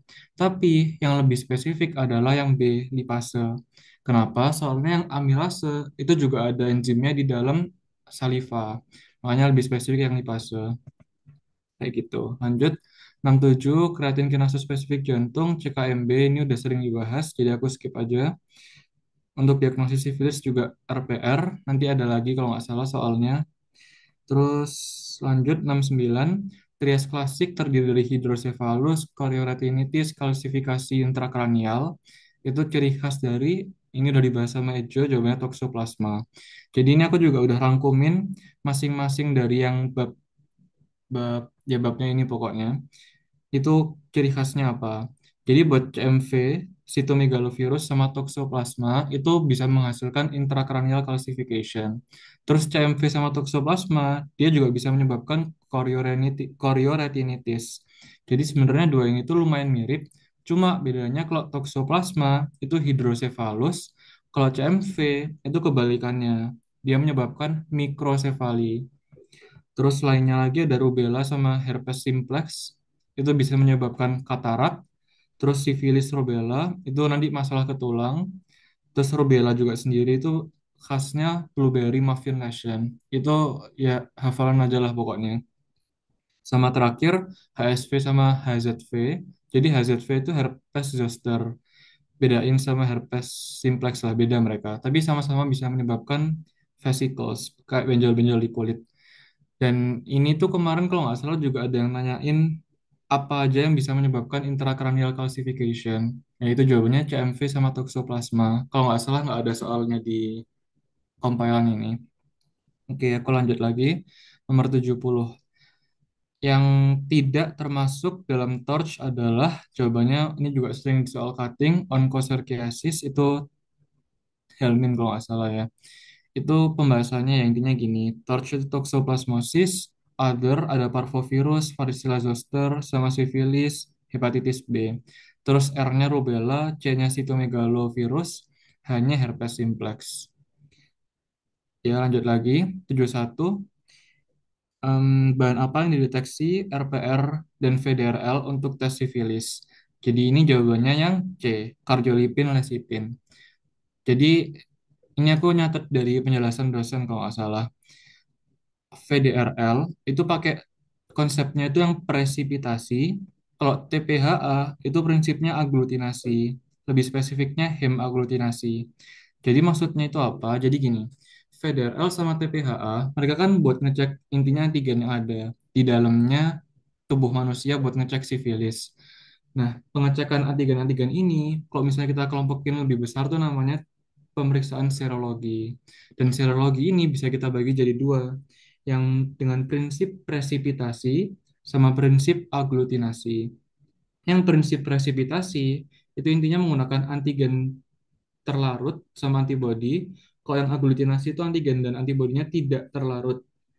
Contohnya aglutinasi itu ya yang kayak kita buat cek golongan darah, yang forward grouping gitu-gituan. Kalau yang presipitasi, ya ini VDRL salah satunya. Sama tes Widal buat cek tivoid juga bisa. Terus lanjut lagi, kalau yang tadi VDRL, itu dia menggunakan antigennya yang dicek itu lipoid atau kardiolipin, lecithin, kolesterol. Kalau TPHA, dia antigen yang dicek tuh langsung treponema pallidumnya, yang strain-Nicole. Dengan kalau misalnya kita cek kariernya, itu pakai eritrositnya kalkun, ayam itu kayaknya. Oke lanjut, pemeriksaan asam basa darah dengan cara jawabannya yang E, gas darah. Tadi juga udah lumayan dibahas sama Ejo, pakai PCO2, pH, dan H2CO3 min. Oke, lanjut aja. Nah, ini yang penerapan dari soal asam basa. Jadi, pemeriksaan lab pH 7,48, lebih dari nilai normal berarti alkalosis. Terus CO2 kan berarti buat respiratorik. Dia 32, dia kurang dari normal. Berarti buat respiratoriknya, karena CO2 bersifat asam, berarti dia asidosis respiratorik. Tapi kan pH tubuh totalnya kan basa alkalosis. Nah, jadi maaf, karena PCO2 kurang, asamnya kurang berarti dia basa. Berarti ini kan alkalosis respiratorik sesuai sama pH tubuhnya. Terus HCO3 min itu metabolik, ya nilainya 21 kurang dari normal, berarti asidosis metabolik. Makanya jawabannya alkalosis respiratorik dengan kompensasi asidosis metabolik. Oke, nanti kalau ada yang mau ditanyakan buat soal ini, bisa langsung ngomong aja. Lanjut, 74 yang harus diperhatikan saat persiapan pemeriksaan sedimen urin. Ini juga udah cukup jelas jawabannya yang C, diambil pada urin pagi hari. Kalau misalnya dalam waktu 4 jam ini salah karena harusnya kurang dari 2 jam. Terus kalau dibekukan tuh harusnya sampai suhu kamar dulu. Ini ada di PPT tapi lupa yang mana. Terus kecepatan dan lama pemusingan ini pasti mempengaruhi. Sama yang terakhir, urin basah itu justru merusak unsur organik dan urin yang terlalu lama dibiarkan di luar nanti bakal lama-lama menjadi basah. Oke, lanjut. Kenapa ada nitrit dalam urin? Nah, ini juga kalau nggak salah udah dibahas ya tadi. Jawabannya yang A, reduksi nitrat menjadi nitrit. Jadi, reduksinya ini dilakukan oleh bakteri yang gram negatif. Jadi, emang nanti salah satu kelemahannya pemeriksaan nitrit, itu dia nggak bisa ngecek kalau misalnya ada infeksi bakteri yang gram positif. Karena yang gram positif itu tidak mengubah nitrat menjadi nitrit. Jadi, itu salah satu kekurangannya. Oke, lanjut. Urin terbaik pemeriksaan urin analisis adalah yang E. Urin pertama pagi hari sama porsi tengah. Kenapa kok kita harus pakai yang porsi tengah juga? Jadi penjelasannya ada di... Oke, aku belum masukin di sini. Tapi intinya, kalau yang pagi hari tadi karena dia lebih kental, jadi lebih banyak endapannya. Terus dia juga lebih asam. Jadi buat mencegah munculnya bakteri yang dari luar, itu fungsinya pagi hari. Kalau yang porsi tengah atau mid portion itu fungsinya buat kita menghilangkan dulu bakteri yang ada di saluran urinary tract. Intinya begitu. Oke, lanjut 77. Pemeriksaan urin pertama pagi hari memiliki keunggulan ini B, ya ini dari PPT yang Ejo udah coret-coret juga. Jadi intinya dia lebih homogen, lebih terkonsentrasi, banyak solutnya, sama pH-nya lebih asam untuk mencegah pertumbuhan bakteri. Oke, lanjut. 78. Pemeriksaan kimia urin, carik celup sering mengalami negatif palsu kecuali. Nah, ini jawabannya yang menstruasi. Kenapa? Karena kalau menstruasi itu justru bukan negatif palsu, tapi positif palsu. Karena pada kondisi menstruasi kan ya jelas muncul darah di ya di saluran kencingnya wanita intinya. Nah, karena itu nanti bisa kecek secara palsu kalau ada darah. Padahal bisa aja bukan dari saluran kencingnya. Sebentar ya, izin 3 menit lagi ada orang.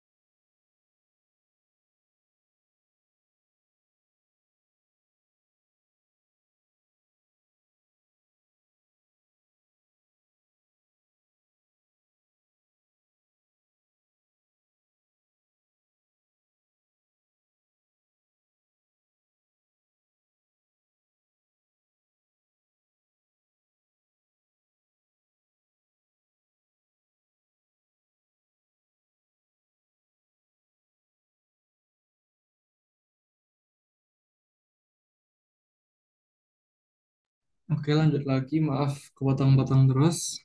Tadi 78 sudah, lanjut 79. Urin pertama pagi hari, kelebihan kecuali ini udah sama pH alkali, juga udah ada di yang tadi screenshotan PPT, jadi aku lanjut. Nah ini, beta HCG tinggi pada wanita yang tidak hamil. Mencurigakan sesuatu, jawabannya yang C, koriokarsinoma. Ini aku coba berusaha rangkumin juga lebih rinci lagi. Ini yang perlu dihafalin yang semua ini sampai atasnya S100. Yang bawah ini hampir nggak pernah ditanyakan. Jadi kalau buat PSA, ingetin P prostat berarti prostate cancer. CEA itu singkatannya CLAPS, colon cancer, lung cancer, breast cancer, sama stomach cancer. Yang paling sering ditanyakan di soal tuh biasanya yang colon cancer.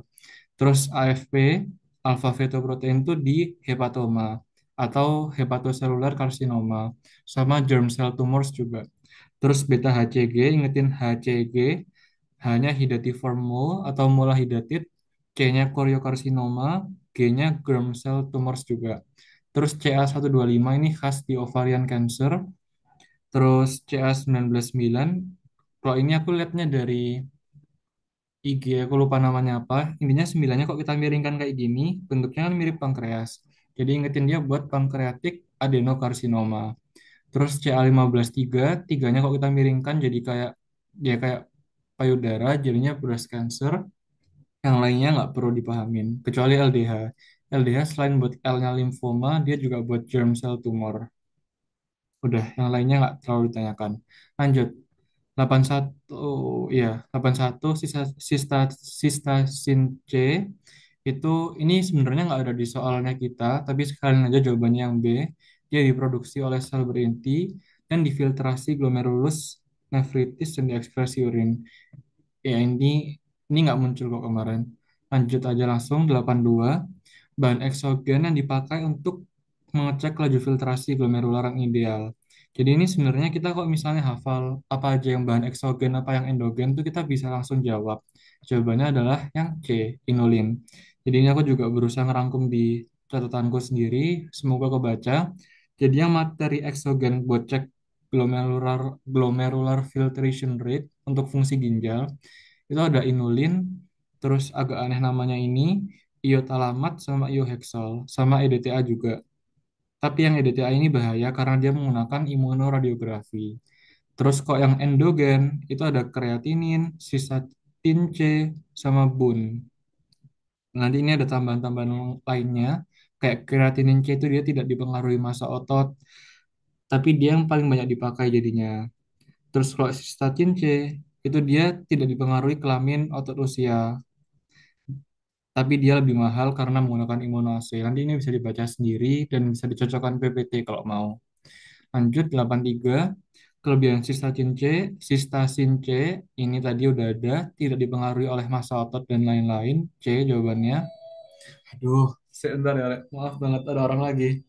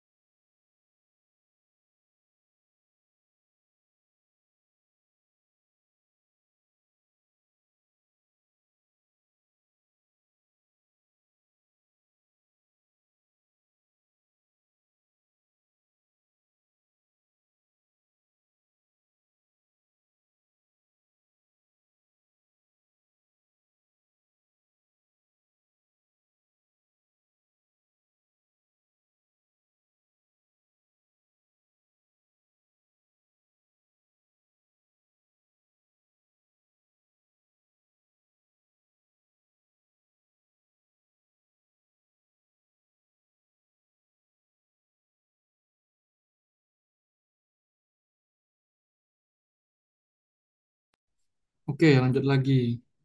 Tadi ini, oh ya ini udah ya.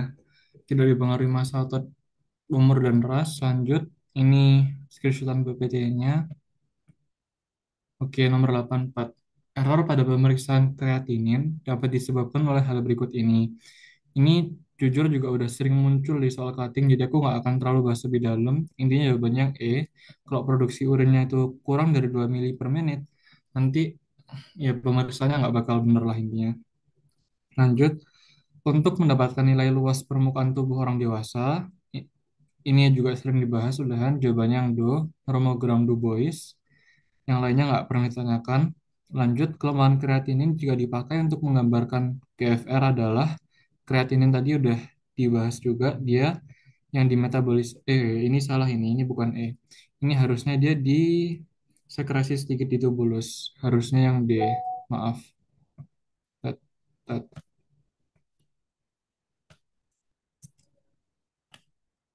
Oke, lanjut. Nomor 87, formula yang benar. untuk Cockcroft Gold. Nah, ini hafalan mati. Jadi intinya ingetin aja kalau buat ini jawabannya A ya. Kalau yang wanita itu kali 0,85, terus rumusnya itu 140 dikurangi umur dikali berat badan dalam kilogram dibagi serum kreatinin dikali 72, ya kayak gitu. Nah, nanti ini yang biasanya kalau buat rumus KFR yang sering ditanyakan tuh yang Cockcroft Gold ini. Tapi kalau kalian mau jaga-jaga, nanti juga lihat lagi PPT yang pemeriksaan lab ginjal. Itu ada beberapa rumus yang juga mungkin lumayan ada kemungkinan besar bakal ditanyakan. Kayak misalnya rumus Schwartz, SCHWARZ, itu rumusnya konstanta. Kalau buat laki-laki itu 0,7, kalau perempuan 0,55 dikalikan tinggi badan per serum kreatinin. Ya, ada itu. Terus juga ada lagi yang bedside Schwartz, itu rumusnya 0,412 dikali tinggi badan per serum kreatinin. Jadi lebih simpel. Sama terakhir yang mungkin juga keluar tuh namanya Kounahan Barat. Tulisannya COUNAHAN, Kounahan Barat sama dengan 0,43 dikali tinggi badan per serum kreatinin. Itu hafalan mati semua. Kalau mau dihafalin monggo, tapi insya Allah ditanyakan yang ini. Jadi hafalin aja rumus yang ini. Lanjut, nomor 88. Bahan ideal clearance ginjal harus mempunyai sifat yaitu jawabannya yang A, difiltrasi bebas. Yang lainnya ini kebanyakan kerugiannya sebenarnya. Reabsorpsi sebagian itu harusnya ya itu malah kurang bagus lah intinya. Lanjut 89. Yang benar mengenai carbon breath test atau urea breath test. Jadi tesnya ini itu kita buat ngecek kandungan urea dari nafasnya kita buat diagnosis adanya infeksi Helicobacter pylori. Soalnya Helicobacter pylori itu dia ini jawabannya yang A ya. Jadi cara hidupnya Helicobacter pylori itu dia bisa mengubah asam dalam tubuh menjadi urea. Makanya nanti buat diagnosisnya kita menggunakan urea breath test. Nah, kenapa kok yang A salah? Karena harusnya itu bukan miring ke kanan, tapi miringnya ke kiri ini. Lie down on your left side for 5 minutes. Jadi ini benar-benar hafalan mati dan ini soalnya udah pernah muncul dulunya. Jadi hafalin aja jawabannya yang itu. Lanjut. Pemeriksaan radang saluran nafas. Ini seingatku nggak muncul di soalnya kita dulu. Cuma intinya jawabannya 1 dan 3. Yang dua ini nggak jelas maksudnya apa. Lanjut. Hal berikut yang benar tentang analisis CSS kecuali ini juga sebenarnya hafalan mati, tapi sebenarnya kita bisa logika. Jadi aku langsung aja, jawabannya adalah yang C. Soalnya kita coba lihat aja ini, pengambilan sampel melalui vertebra torakal 1 sama 2. Torakal kan otomatis di daerah dada. Kalau misalnya kita bayangin medula spinalis, dia pasti pada daerah dada bakal masih ada cabang utamanya. Makanya kita harusnya kan setidaknya dia di lumbal, bukan di torakal. Buat dipastiin kita bisa lihat PPT. Jadi buat cairan CSF atau cerebrospinal fluid itu ini diambilnya di antara vertebra lumbal ketiga dan keempat. Terus indikasinya itu ini ada infeksi atau meningitis, kalau non infeksi bisa karena trauma, keganasan, demensia, sama demyelinating disease. Nanti ini ada banyak contohnya. Dan ini bisa dibaca sendiri semuanya. Oke, lanjut. 92. Keuntungan deteksi cepat TB di dahak dibandingkan pengecatan batang tahan asam adalah kalau ini aku jawabnya yang E, lebih sensitif. Kenapa? Soalnya kalau misalnya kita cek antigen, antigen kan serologi, itu berarti antara iya dan enggak langsung kedeteksi. Tapi kalau misalnya kita dengan pengecetan BTA, itu kita harus ngecek adanya batang tahan asam yang merah-merah itu pakai mikroskop. Jadinya otomatis kita harus lebih teliti kan. Makanya kalau yang deteksi antigen bakal lebih sensitif. Itu aku jawabnya gitu. Lanjut, penggunaan tes serologi untuk TB dapat dipertimbangkan pada keadaan berikut. Ini soalnya juga sering muncul di soal cutting, langsung jawabannya yang E, semuanya benar karena emang ada di PPT semua. Lanjut, diagnosis serologis untuk mendeteksi infeksi Salmonella paratyphi. Partikel H. H ini buat flagella. Tadi dari bahasa Mejo. Maaf. Bentar, bentar. Ini aku salah jawab, Rek. Maaf ya. Ini harusnya yang flagella, yang E.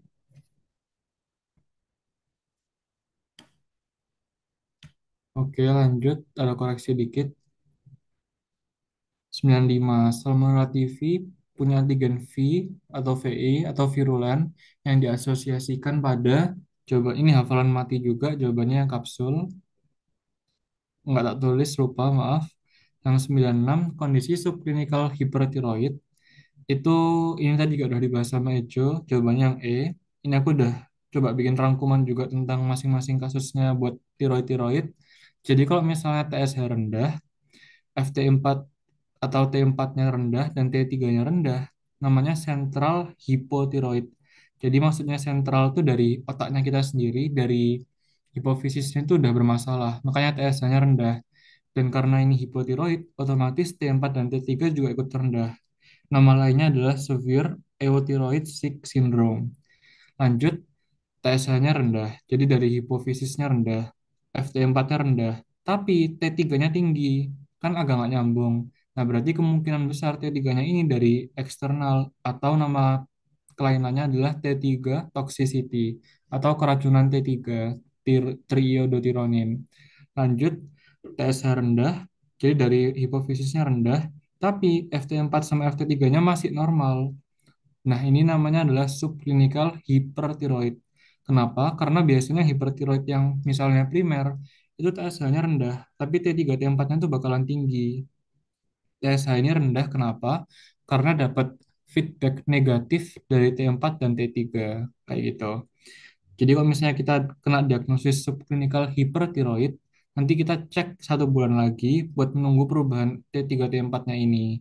Soalnya tes H ini bisa berubah duluan karena dia emang yang sifatnya paling sensitif ke perubahan kadar hormon tiroid dalam darah kita. Ya kayak gitu. Lanjut, tes H-nya rendah, T4 normal, T3 tinggi, tadi ini udah. Nanti ini ada pengecekan khususnya kalau misalnya cek dengan TRAB, nanti kalau positif nodular itu untuk toxic, nama penyakitnya toxic nodular, tapi kalau misalnya positif positif TRAB aja namanya adalah Graves disease. Nanti bisa dibaca kalau RAIU ini gimana. Ini semua pada akhirnya sebenarnya hafalan mati kalau menurutku. Terus kalau diagnosis yang buat Graves disease atau hipertiroid itu TSH-nya rendah, T4 T3-nya tinggi. Sama ini tambahan juga tentang obat-obatan. Kalau kena amiodaron bisa menyebabkan kayak gini. Terus kalau rheumatoid icterus itu nanti false T4. Itu cuma tambahan lurus saja. Lanjut, pemeriksaan yang membantu diagnosis rheumatoid arthritis. Jawabannya yang E, anticyclic citrullineated peptide. Ini ada di PPT dan aku nggak akan terlalu bahas lebih dalam karena sebenarnya tinggal dicocokin aja dan dihafalin. 98, kelainan yang disebabkan oleh hiperkortisolisme. Ini kalau aku jawabnya yang E, karena pada dua kelainan ini itu semua terjadi hiperkortisol. Tapi aku juga lihat ada beberapa yang jawab A, dan jujur aku nggak terlalu tahu pasti yang mana yang benar. Jadi ikuti yang menurut kalian lebih benar. Lanjut, 99. Ya wis lanjut. Pemeriksaan lab untuk menegakkan suatu Cushing syndrome. Ini aku kemarin nyari di PPT jujur nggak nemu. Cuma kalau dari jawaban cutting itu jawabannya yang B. Cortisol saliva ditambah dexamethasone suppression test. Lanjut, nomor 100 uji lab untuk deteksi virus dengue kecuali ini maksudnya uji lab spesifik harusnya. Itu jawabannya yang E. Jadi CRP ini termasuk pengetesan diagnosis lab yang tidak spesifik. Kalau yang lainnya kayak ELISA IgG, ELISA IgM, anti dengue itu semua spesifik. NS1 ini juga ada spesifik.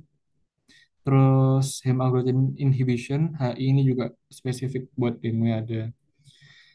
Lanjut, nomor 101, pemeriksaan yang benar mengenai RDT malaria. Nah, ini seingatku tuh ada satu opsi lagi yang beda dari yang lainnya. Jadi kalau sepemahamanku dari baca PPT kemarin, PLDH ini bisa untuk mendeteksi VIVAX. Jadi PLDH ini dia buat deteksi bisa VIVAX, ovale sama malaria ya, malaria. Dan tiga ini dia bisa membedakan ke Plasmodium falciparum. Kalau HRP2 itu dia khusus buat falsiparum. Terus yang lainnya ini setauku juga bener semua. Jadi ini nanti cari yang opsinya nggak ada di sini aja. Kalau misalnya muncul lagi soalnya. Lanjut 102, gejala demam 3 hari pada individu. Maka yang termasuk dalam differential diagnosis adalah ini jawabannya semua benar. Cuma saya tuh nggak ada soal ini sebelumnya. Tapi intinya jawabannya yang E. Karena semuanya bisa gejala demam juga. Lanjut, leptospirosis dapat menyebabkan kelainan di berbagai organ, kecuali ini juga hafalan, jawabannya yang A, usus berupa gastroenteritis. Kenapa? Jadi ini aku ambil dari PPT. Jadi gejala-gejala leptospirosis selain dia awalnya kan masuk dari kencingnya tikus, masuk bisa lewat saluran kencing kita atau dari darah luka gitu juga bisa. Nanti gejalanya itu ini, uveitis, meningitis, myokarditis, pulmonary hemorrhage syndrome, hepatic dysfunction, sama renal dysfunction. Ada di sini semua. Lanjut, 104. Pemeriksaan urin tidak dilakukan sebelum 2 jam. Ini kayaknya soalnya salah. Maksudnya itu kasarannya ditanyakan apa yang terjadi kalau misalnya lebih dari 2 jam. Jadi jawabannya adalah yang do. Bakterinya bisa meningkat. Kenapa? Karena makin pH-nya makin lama makin basah. Karena makin basah, bakterinya bisa lebih tumbuh. Terus RBC sama toraks itu menurun. Intinya hafalin aja, semua yang ada di urin itu bakal menurun kalau dibiarkan terlalu lama. Kecuali bakteri. Kayak gitu. Lanjut, ini sama soalnya. Ini lihat dari PPT kayak gini. Bisa dibaca sendiri. 106, jika terdapat lokasi apa intinya kemungkinan virus corona, maka akan dilakukan pemeriksaan tracing dan testing. Nah, secret yang kita pakai itu dapat diambil dari ini, sebenarnya bisa dikira-kira langsung aja. Logika jawabannya yang do, swab nasofaring dan orofaring. Kayak yang dulu buat pemeriksaan COVID, ya kayak gitulah pokoknya. Lanjut 107, istilah tes cepat pada COVID di bawah ini kecuali, jadi ini jawabannya yang do, tes cepat D-dimer. Kenapa D-dimer itu soalnya pengetesan buat fibrinolisis kalau nggak salah. Dan yang lainnya ini emang khusus buat COVID semua ada. Oke lanjut. Berikut ini pernyataan yang benar mengenai true achlorhydria. Ini juga sebenarnya nggak ada tapi ada di soal cutting.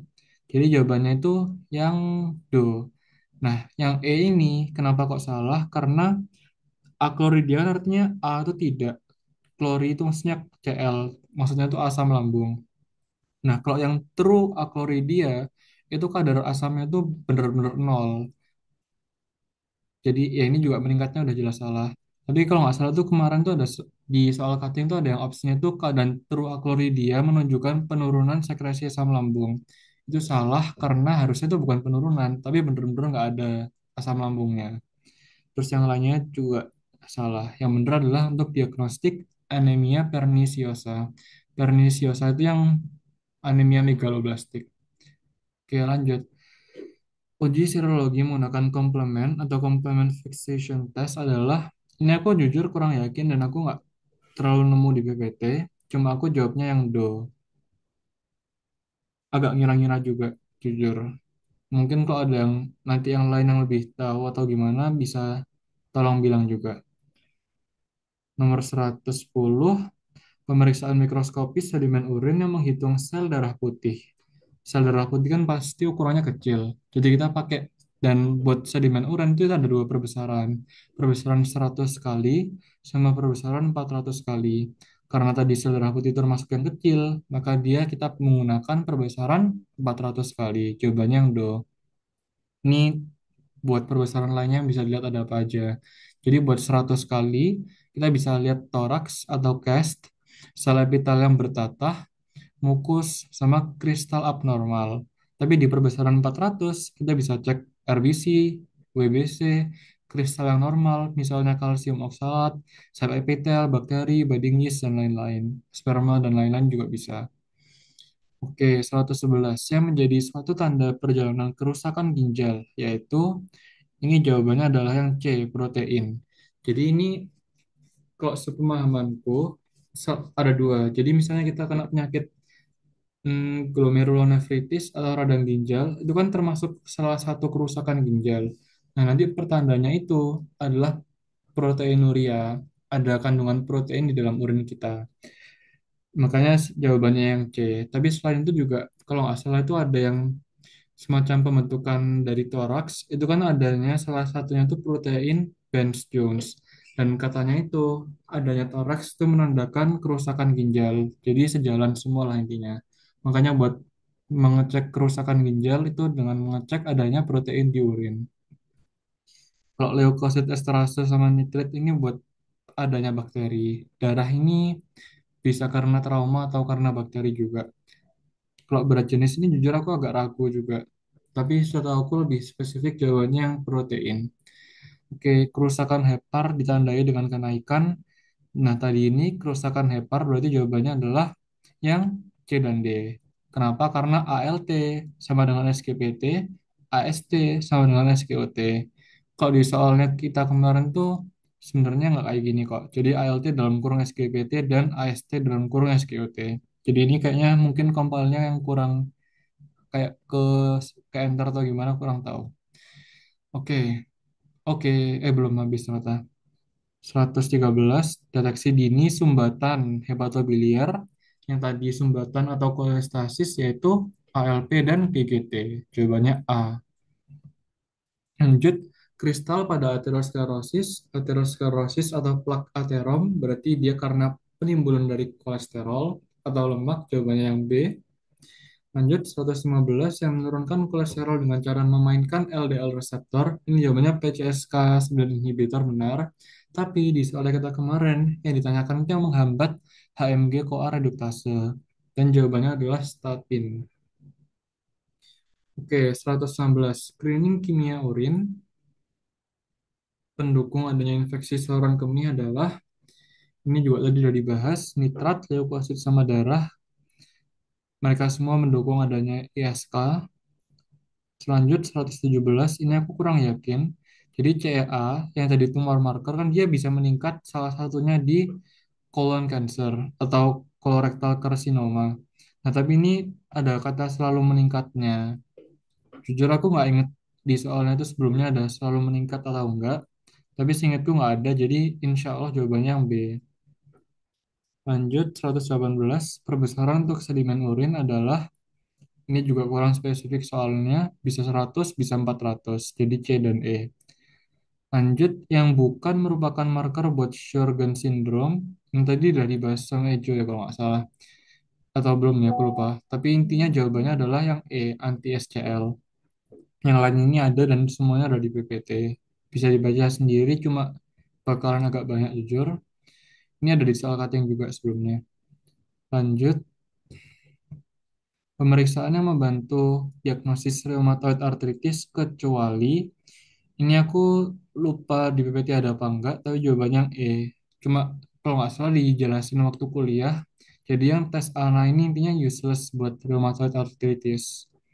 Yang lainnya emang ada, ya ini hafalan juga. Intinya yang tidak untuk rheumatoid arthritis adalah ANA. Lanjut, NaCl 0,9% pada pemeriksaan lab perbandingannya berapa? Ini praktikum sebenarnya. Jadi jawabannya A, NaCl-nya 1, darahnya 4. Ini nggak tahu kenapa ada antikoagulannya. Tapi 1:4 insya Allah. Lanjut, 122. Ini praktikum. Jadi pasien memiliki hasil darah lengkap white blood cell-nya meningkat. Dengan hasil hitung jenis leukositnya 71, 12, 45, 455. Jadi ini kita emang harus hafal yang mana. Jadi urutannya itu yang paling pertama adalah eosinofil, kedua basofil, yang ketiga neutrofil step, keempat neutrofil segmen, kelima ini limfosit, keenam monosit. Nah, jadi kita kalau lihat dari sini, ini kita harus hafal nilai normal buat masing-masing. Dan nilai normalnya adalah ini. Dari sini kita bisa lihat kalau eosinofil nilainya 7 itu lebih meningkat dari seharusnya. Dan seingatku tuh juga di opsinya itu ada eosinofilia. Jadi jawabannya yang ini. Cuma soal yang ini dari soal cutting pun tuh juga selalu berubah. Pernah itu yang dibikin meningkat tuh neutrofil stepnya. Pernah juga kalau nggak salah limfositnya yang dibikin meningkat. Jadi yang ini aku saranin hafalin nilai normalnya. Kalau nggak salah di PPT itu ada yang lebih gampang angkanya, cuma secara kurang lebih kayak gini pokoknya. Oke, lanjut.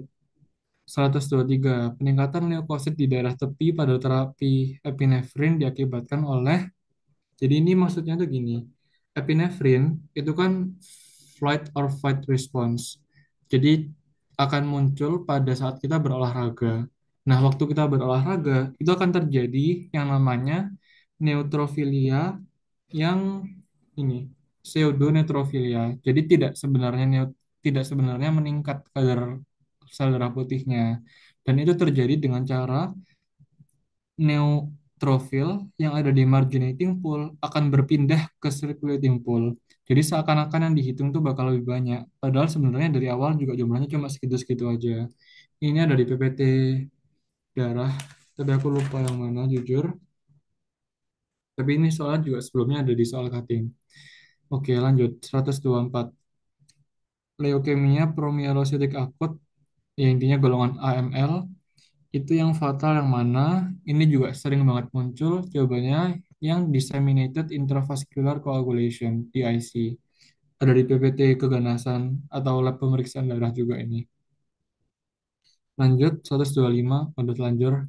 Pemeriksaan kimia leukosit esterase timbul disebabkan oleh, itu mungkin maksudnya false positif. Itu bisa karena vitamin C, proteinuria, sama glukosa di urin juga. Oke, terakhir, kondisi di mana teramati banyak step neutrofil. Step neutrofil berarti dia shift to the left. Kalau shift to the right, itu artinya ini, neutrofil yang hypersegmentednya yang banyak. Hypersegmented itu lebih dari 5 segmen kalau nggak salah. Kayak gitu. Kok neutrofilia itu artinya peningkatan jumlah neutrofil, infeksi bakteri berarti yang meningkat otomatis ya leukositnya akan meningkat gitu. Oke, udah selesai. Mungkin apakah ada yang mau ditanyakan dulu?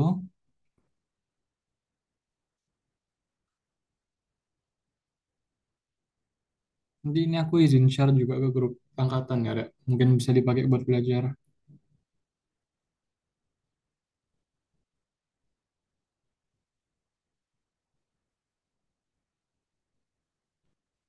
Kalau belum ada yang mau ditanyakan, hmm, mungkin aku kembalikan ke Ejo mungkin. Gimana, Jo? Oh, ini dari yang materiku sama materinya Anton ini ada yang mau tanyain atau gimana ya guys? Kalau misalnya ada yang mau ditanyakan, boleh langsung ditanyakan di sini aja supaya kami bisa menjelaskan langsung ke kalian. Ya, monggo kalau yang ada.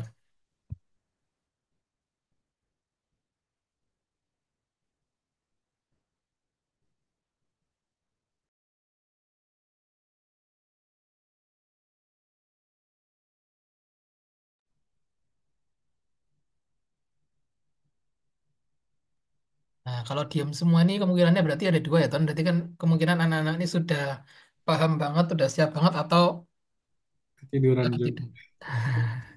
Gitu. Tuh.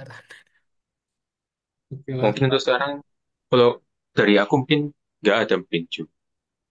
Oke, siap-siap. Yang lain mungkin udah klik, yakin? Oke, ya. Intinya eh, seperti yang sudah tadi Antoni sama aku sampaikan, pelajari soal cutting. Kalau dari aku saranku tambahin belajar soalnya dari Dokter Fuad juga, Kahut ya, karena banyak banget keluar dari situ. Sama cocok, jangan lupa cocokkan sama PPT cutting juga catatan-catatan cutting. Biasanya Mbak Saskia itu yang suka ngirimin catatan-catatan biasanya. Jadi kalian perhatikan di situ, karena yang penting-penting sudah dikasih di situ kok. Marker autoimun, marker tumor sudah jelas. Nanti kalian bisa belajar di situ. Dan terakhir, jangan lupa banyak-banyak berdoa supaya dilancarkan selalu.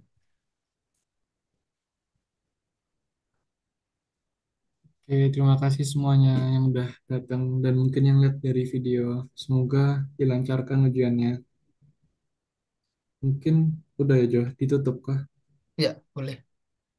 Mungkin, Tempat. Oke, makasih ya, Jo Antoni.